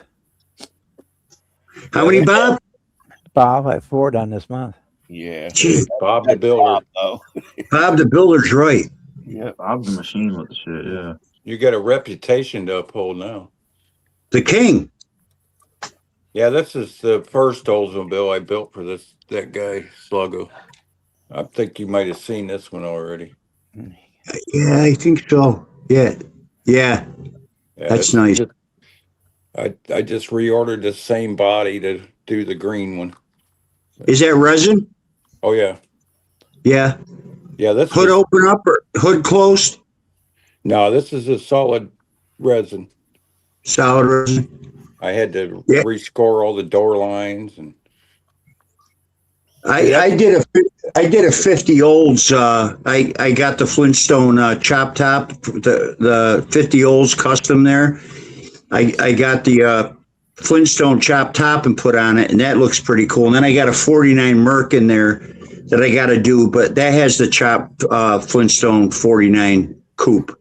And then I got a 49. They made one for the AMT Mercury 49, and I got one of those in the box to when I do that one out. I got, you guys want my extra bodies. I got like 3 bodies that I have no chassis to go with them because I used the Flintstone body instead.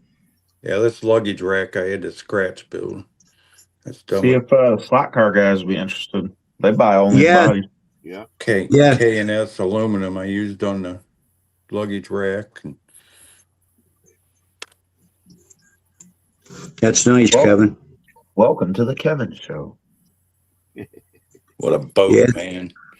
I told that guy the other night. I said, "I hope you got me in your will for the new green one." He says, "God bless you." Like maybe he did. You better watch. Boy, Hope he's got life insurance. if you ever went homeless, that'd be the car to have. Oh man, I drove the real car back when I built this. I went up to his house up in Cleveland and we went out for a ride and he got out of the car. He said, "Oh, take it for a spin."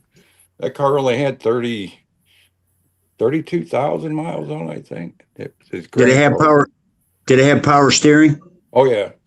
Yeah. These cars had the air ride. They were airbags. Mhm. These cars were notorious for like the bags collapsing and the cars sitting on the ground. They ended up having to recall them all and put coil springs on it. Wow.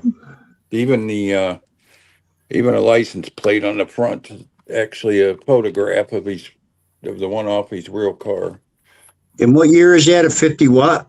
58. 58. It's actually called a old Super 88 Fiesta wagon is what it's called. That's around the year when cars started getting a lot longer. Oh yeah, man, this thing. Yeah. This thing measures 21 foot long. The real car. You wouldn't even fit that in a garage.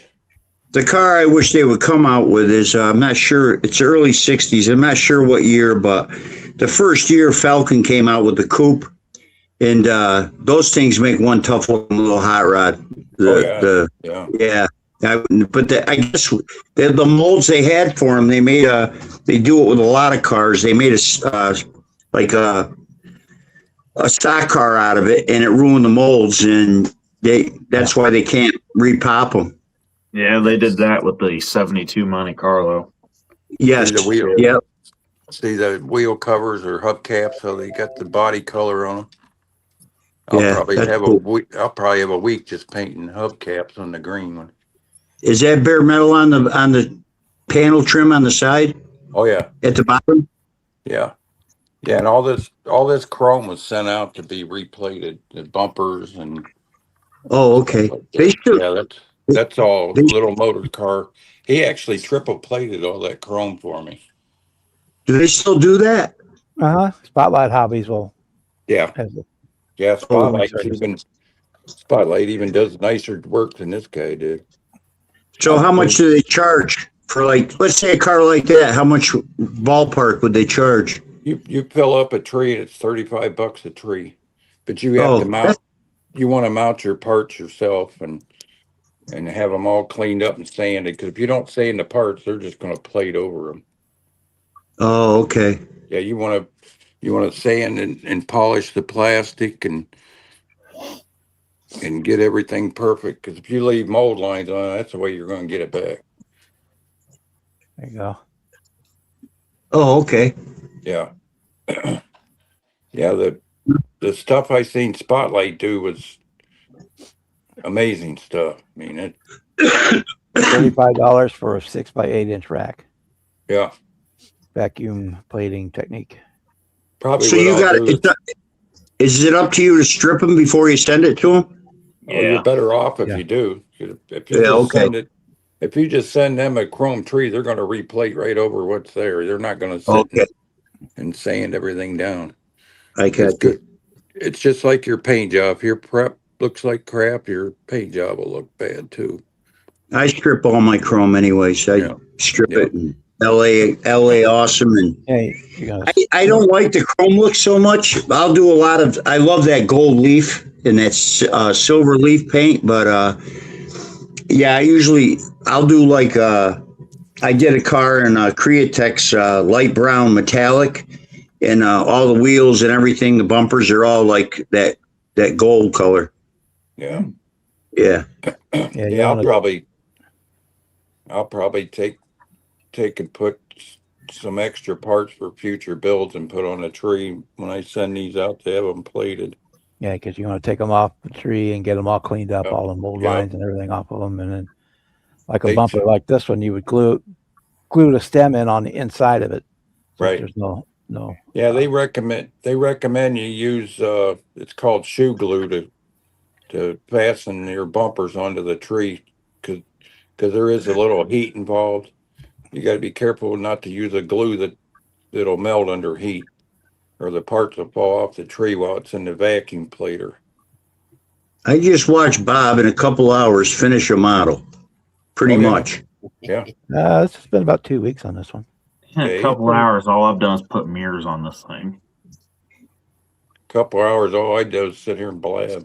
And this is still not done. I want to go back. After we're done, I'll go back and do a machine polish on it. Is that a Judge, Bob? Yes, sir. Judge. Here come the Judge. Here come the Judge. Is that the tester's kit, or were all those pre-painted? Monogram Revell. Okay. I know they used to have the one that was pre-painted too. I remember when those cars first came out. Yeah. Yeah, those were pretty detailed for die cast. Yeah.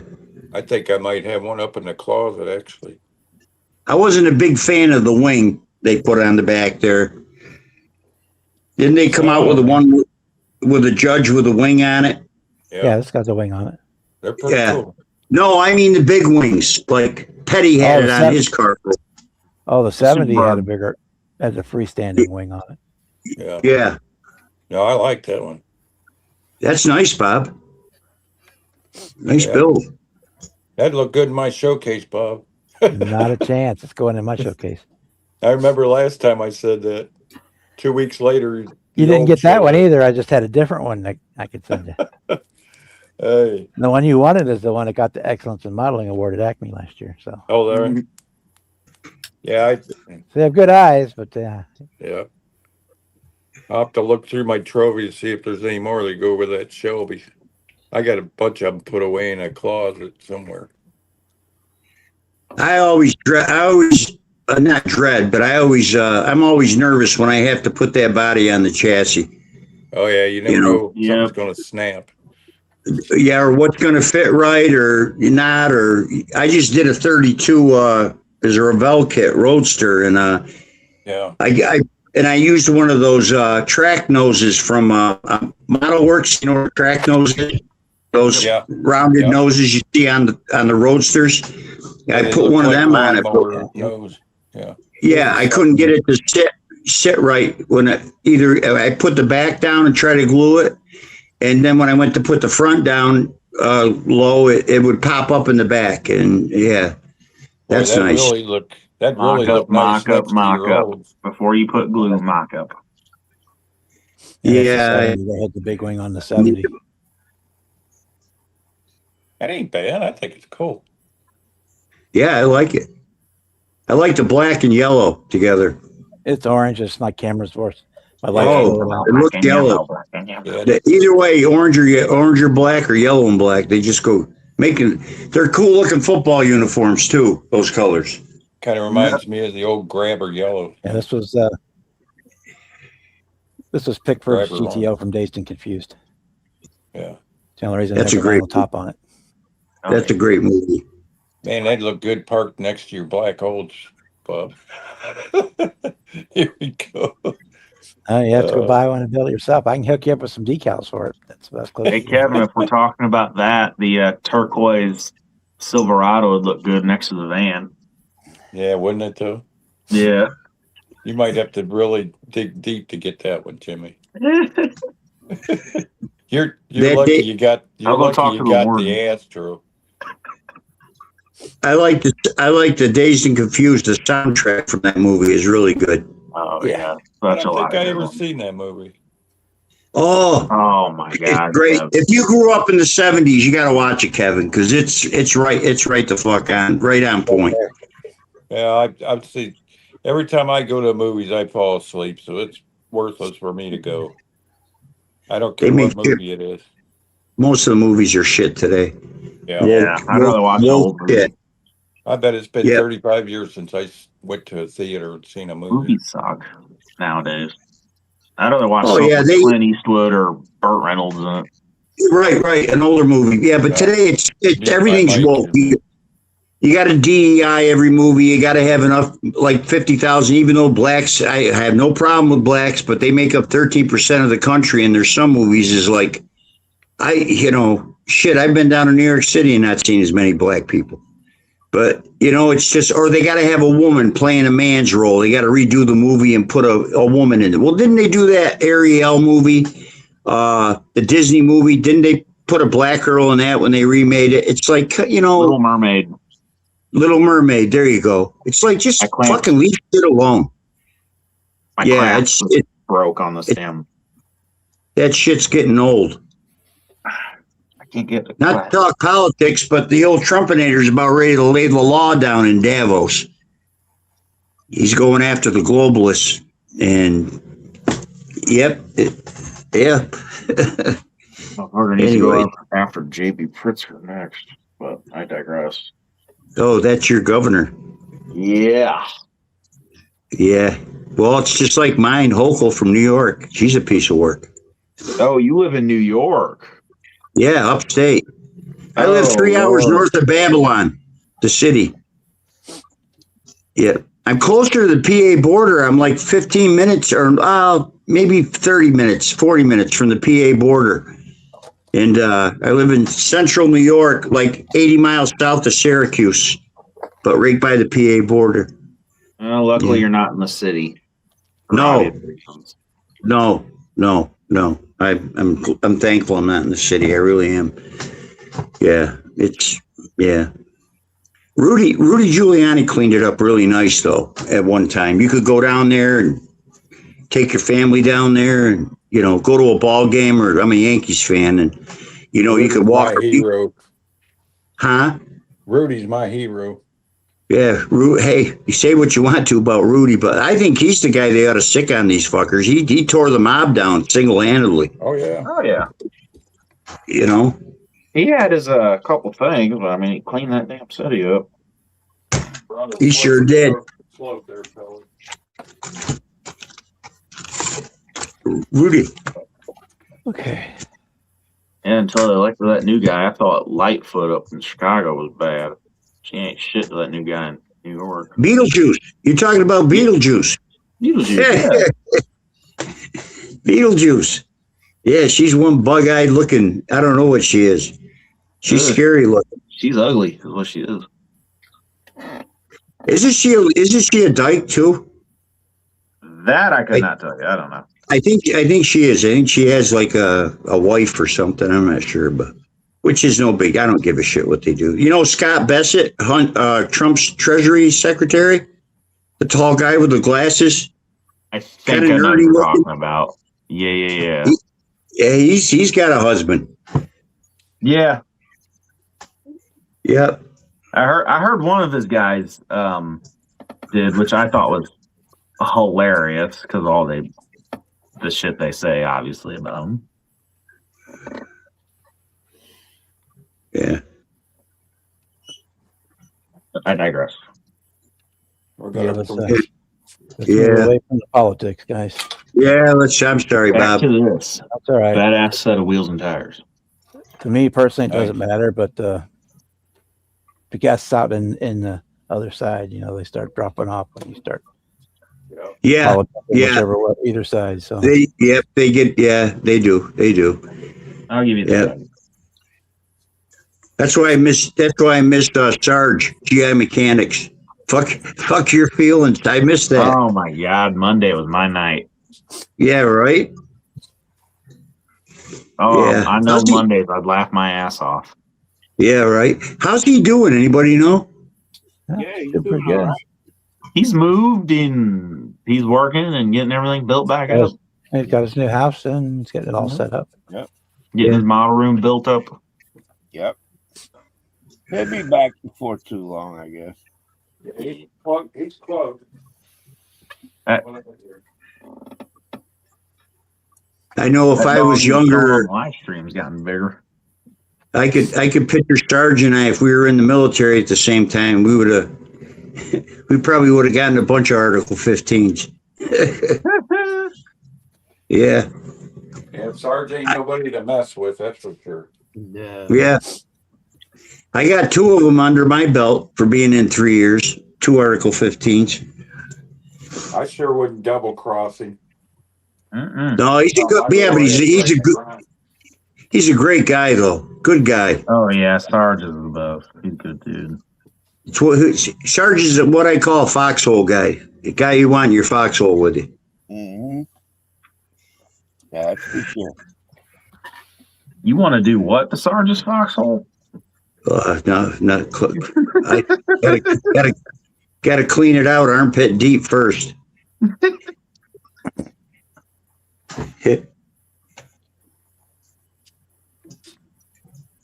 Armpit deep in the length of an M16. That's how big they're supposed to be. Not very big. Enough for 2 dudes to squeeze in there, and one aims to the right, one aims to the left. Kevin's heard that a lot in his life. It's not very big. What's that? You said they're not very big. Kevin's heard that a lot in his life. Yeah. Yeah, all the time, But it's cute though, huh, Kev? especially in the winter. A little shrinkage, a little bit of shrinkage. How about we do? What do you say we do a little promotion for my buddy Ken Melissa there, Bob? All right, let me find a little blow up thing there. Dude. I'm sure everybody's seen this baby. Yeah, I seen when he gave it to you. Man, every time I walk past my case and see this thing, it just blows me away. It's pretty cool. You won't believe the detail he put under the hood. Look at that thing. Get my light out again. That's nice. Oh yeah, ready It for an looks, LF. it looks real. This is the way that car looked exactly when it left my possession. And What motor was in it? What motor was in it? It started like this. It was a 390 4-barrel with a 2-speed FMX. 4-barrel. 4-barrel. That was this car here. And 4 barrels, they bring thunder. My brother got a hold of it, and I love those. I love lake pipes on a car. those were real pipes from Ford. Until you get your ankle with them. Yeah. Yeah, my grandmother actually burned her leg on them. I took her out for a ride in my car. She'd always say, "Kev, take me for a ride in your LSD." Because it was an LTD. She always got confused and called it my LSD. Yeah, that's the grandma that hooked me and Roxanne up.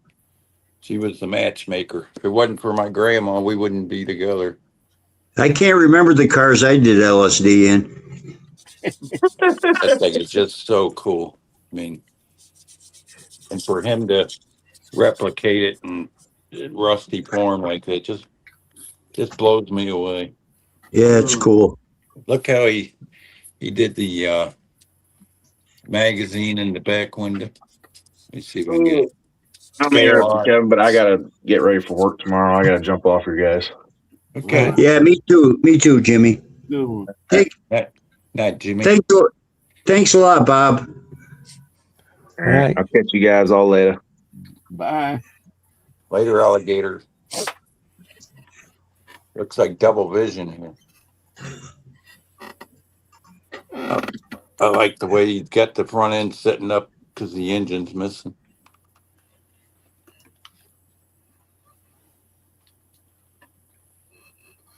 That car had a nice low stance to it when I had it. I'd have to be really careful pulling in a driveway or a gas station, and pipes would get scraped. He even made a set of fender skirts and put in the back seat of this thing. 'Cause I told him the story about the skirts getting run over in the car wash. My buddy took them off and laid them behind the back tire. And when I backed out, they got run over. Oh, damn. Yeah. I could tell you some stories about that car. Steamy windows and all. Yeah.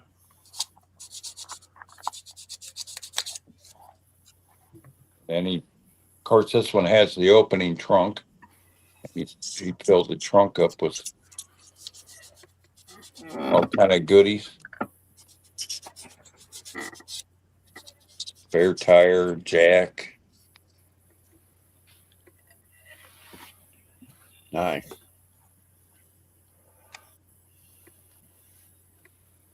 Yeah, after I met Ken at the Akron show. He had his family, a replica of his family's Galaxy on the table, and as soon as I seen that thing, I started hounding him that I wanted it. And eventually, he caved in. He says, "I'll tell you what, I'll build you one if you supply the kit." In about 5 minutes, I text him back and I says, "Guess what? I just happen to have a kit in my stash." And then the rest is history. And my brother seen the video. He didn't get the whole idea of doing a rusty one. He's like, "Why would you even do that?" I'm like, Yeah. because I wanted it. Cool, man. And then the way, You got a before and an after. yeah. Yeah. The main reason I did this, I don't have any pictures of the car. All my photographs from back then got stolen, and when I got my apartment robbed. So there's a lot of cars I don't even have pictures of. My brother's 66 Fury. I had multiple pictures of it. He had that the same time that I had this. Of course, I always blew his doors off because he only had the 318. Yeah. Plus, it was the Mopar. I always tease him about that. Yeah, he bought his car for $50. Nice. It had the shifter in the in the console. Yeah. It had the button on top of the shifter, and it was missing the spring in there. And the people that had it didn't realize you could pop the top of that off, put a new spring in. They hadn't drove that. They probably didn't drive that car for a year because of that. A 50-cent spring. Wow. But his Plymouth was every bit as nice as this was. Yeah. But back then, That was a Sport Fury, Kevin, or a Fury 3? the Sport Fury. Yeah. I had one of those too. Yeah. Yeah, his was like the dark hunter green, and it had the bucket seats, console, and Right. a little nice little two-door. It was kind of sluggish, but it would have had a better engine in it. I think it would have been. Yeah, I had a 318 and one I had too. Yeah. It's a heavy car, you know. Oh yeah, that's a lot of carb for an engine that small. Mhm. But yeah, someday if they ever make a decent release of that kid, I'll build one for him. Well, Atomic City has the Fury 3. Yeah, that's a resin, isn't it? It's 3D printed, Yeah, that's what I thought.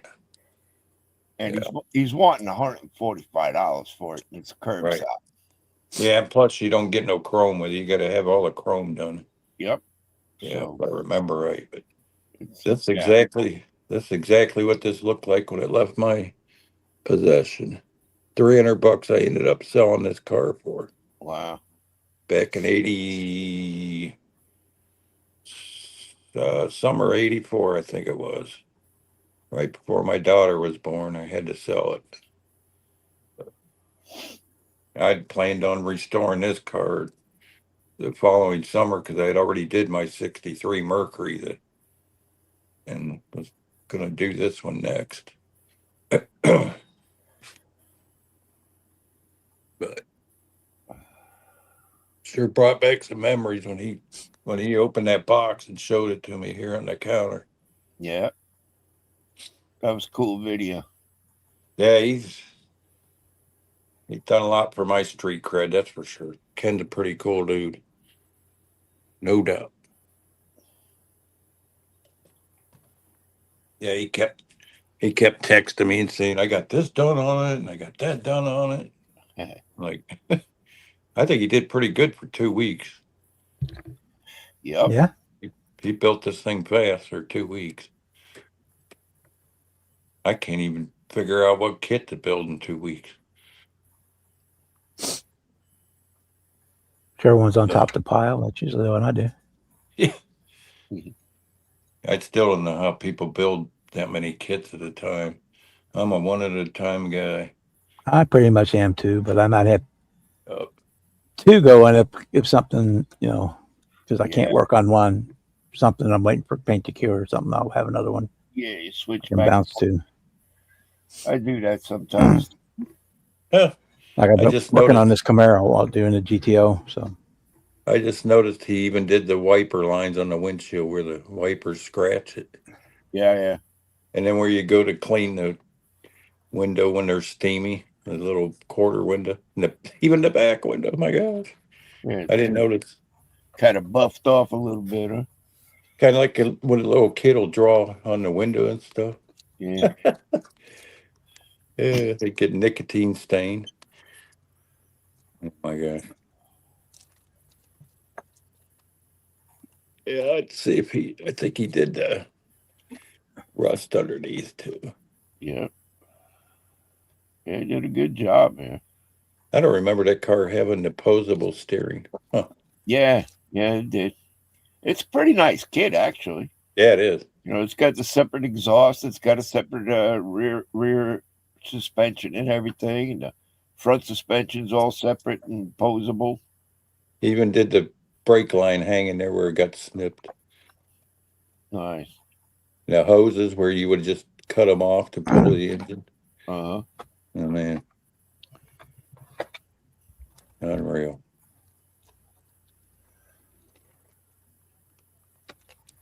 Yeah, that Okay. when I had that car, it actually had the Pyrex headlight covers on it, but they were actually illegal. You weren't supposed to have glass covers over your headlights back then. At least in Ohio and Michigan. I got stopped a couple times for that and had to take them off. Them covers are worth some money now. I looked up a set of those. A guy had a set on eBay about a month ago. I looked them up to see what they were worth, and he had them on eBay for $800 for the set. Hmm. They just looked like baking pans, the Pyrex baking pans. They definitely look cool on the car, though. Yeah, a lot of people think this car had aftermarket goodies on it, but all those the fender skirts and stuff were actually Ford Motor Company stamped on the back. Fender skirts and the side pipes. Yeah, all special order stuff, huh? Yeah, yeah. One of the big wigs up in Dearborn or Detroit owned this car before me. That car had been buffed so much that the paint was starting to wear through on the edges. And plus, from me waxing it all the time, I probably went through 10 cans of wax when I owned that car.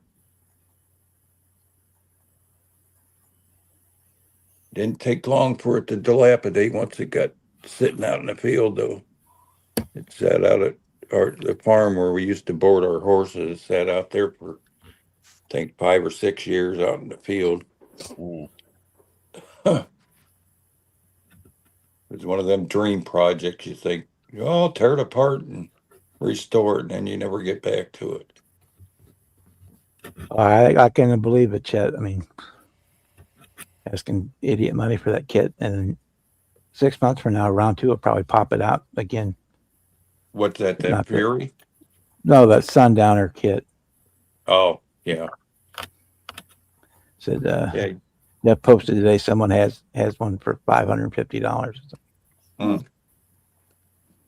Yeah, I got that, but you can buy the deserter kit and go to STS, and for $10 you get the decals to make the damn thing. All you're buying is you're paying $500 for box art. Right. Yeah, I got limits on what I'll spend per model. And my boxes, as soon as I'm finished building them, unless they're full of extra parts, they go right in the trash can. I think the most I spent on a model was the white road boss for building a roadway truck for my dad, and that was $90, and I thought that was ridiculous. Yeah, but that was back in probably early '90s when I bought that. Yeah, that's a real lot of money from back then. Yep. Yeah, you back then you couldn't find the old AMT semis. Now they're everywhere. Yeah, mostly at Ollie's. Yeah, that R Model Max probably one of my favorites. That's probably one of the best ones AMT did. That thing is accurate down to every nut and bolt. That R Model Mac is built different than any other semi. The frame is like 6 inches different in the front than in the back. It kind of has a bend to it. When you're building a model, you're thinking that the parts are wrong until you get it put together. Most like the Peterbilts and that the frames are straight rail, Yeah, they're pretty square. Yeah. Yeah. And the Max, kind of like right under the fuel tanks, it starts sweeping out at the front. It's definitely unique. That's the one I did for AMT for their box art. One of these days I'm gonna have to buy one of them so I have the box to hang on my wall with the other ones. I got the Cameo and the 57 Chevy and the Louisville truck, but The deal was they were supposed to send me the boxes after they photographed and had them printed. They paid me, and I didn't hear another word from them. Huh. Then when I found out they throw away the models after they photograph them, that's when I put the brakes on. I said, I'm not building no more for you if you're doing that. The Mac and the trailers I built for them, they destroyed, and the Louisville truck. What's wrong with giving them to the museum or something, you know? If it's a kit you supplied to them, they send it back to you. But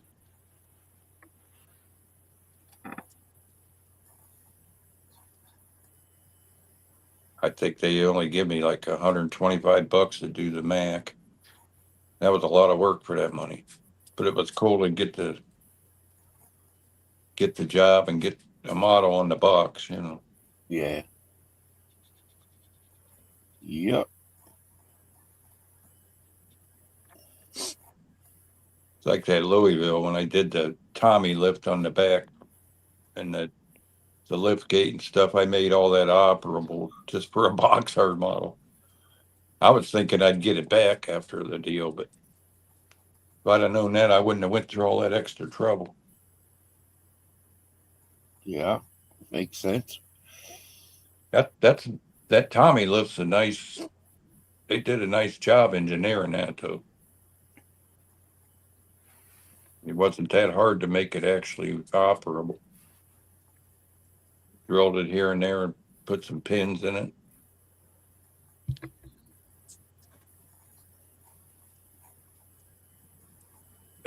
The Great Dane trailer was probably the better of the two semi-trailers. The Fruhop was kind of flimsy.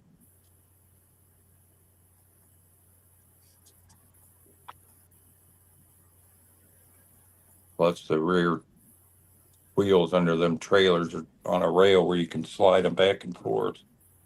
That was tricky getting that to work. It's like a real trailer, huh, Billy? What do you want?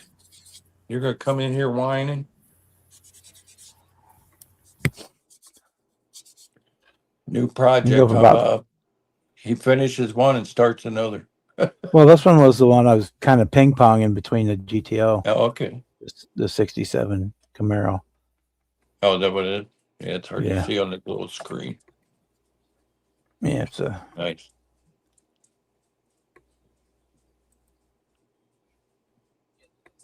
It looks like a decent kit. It's all right. Like nothing to write home about, but it does the job. Yeah, I did one Camaro. That's enough for me. A comes with Mustang, the I'd flat probably hood, do so a that's few more. a nice point for the it comes with the flat hood. Doesn't have the cowl induction hood on it. You've been watching John's video doing his stripes on his gray Camaro. Uh-huh. Yep. Yeah, I've been coaching him a little bit here and there. And I'd tell him to lay the tape out and then what to do next. He'd come back. Now what do I do? He's a fast learner. I keep making faux pas because he's deaf. I asked him about a song, a Pink Floyd song. He said, "Who's Pink Floyd?" I'm like, I never thought about somebody being deaf not knowing who Pink Floyd is. To think he's never heard any music, you know? Yeah, that kind of sucks, don't it? Yeah. I told him, I says, how'd I word it? I said, that must be awful not ever hearing the national anthem. He says, what's the national anthem? Like, wow, that really hit me hard. I was like, thank God I'm not deaf, you know? He's a nice guy. We joke back and forth all the time. I told him at Christmas time, he said he hadn't done his Christmas shopping yet. I guess his mom and dad and his whole family's deaf. I said, well, I'll give you an idea. Why don't you buy everybody mittens to cut down on the arguing at Christmas? He laughed. He laughed his ass off. That's pretty funny. That came from Cliff. That was Cliff's joke about Helen Keller. Oh, What'd she say when she jumped off the cliff? He says, "We don't know because she was wearing mittens." Old Cliff. Man, I was out rolling around on the power chair when he told that joke. I about fell off my chair out there. That's why you'll see me put in there about mittens in the chat every now and then. And Cliff will start laughing. Cliff's a funny guy. yeah, he's something else. Oh man. Thing is, he reminds me of my old friend that used to live across the street. Them two could be twins. And both them guys got the same personality. Old Rick.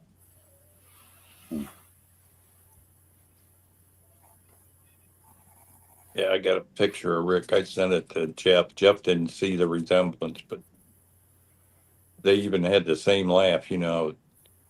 Cliff is with his gruff laugh. And,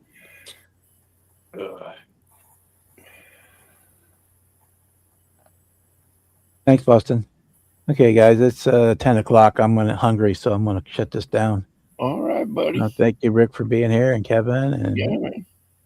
yeah, Sluggo, thanks, man. and everybody in the chat. Yeah. Yeah. Have a good night. We'll be back next week. Probably might be around later in the week. We never know. So thank everybody for coming in. All right. We'll see you next time. Good thing to do on a cold night, right? Yep. Okay. Night, Thanks, everybody. Bob. Yep. See you around. See man. ya.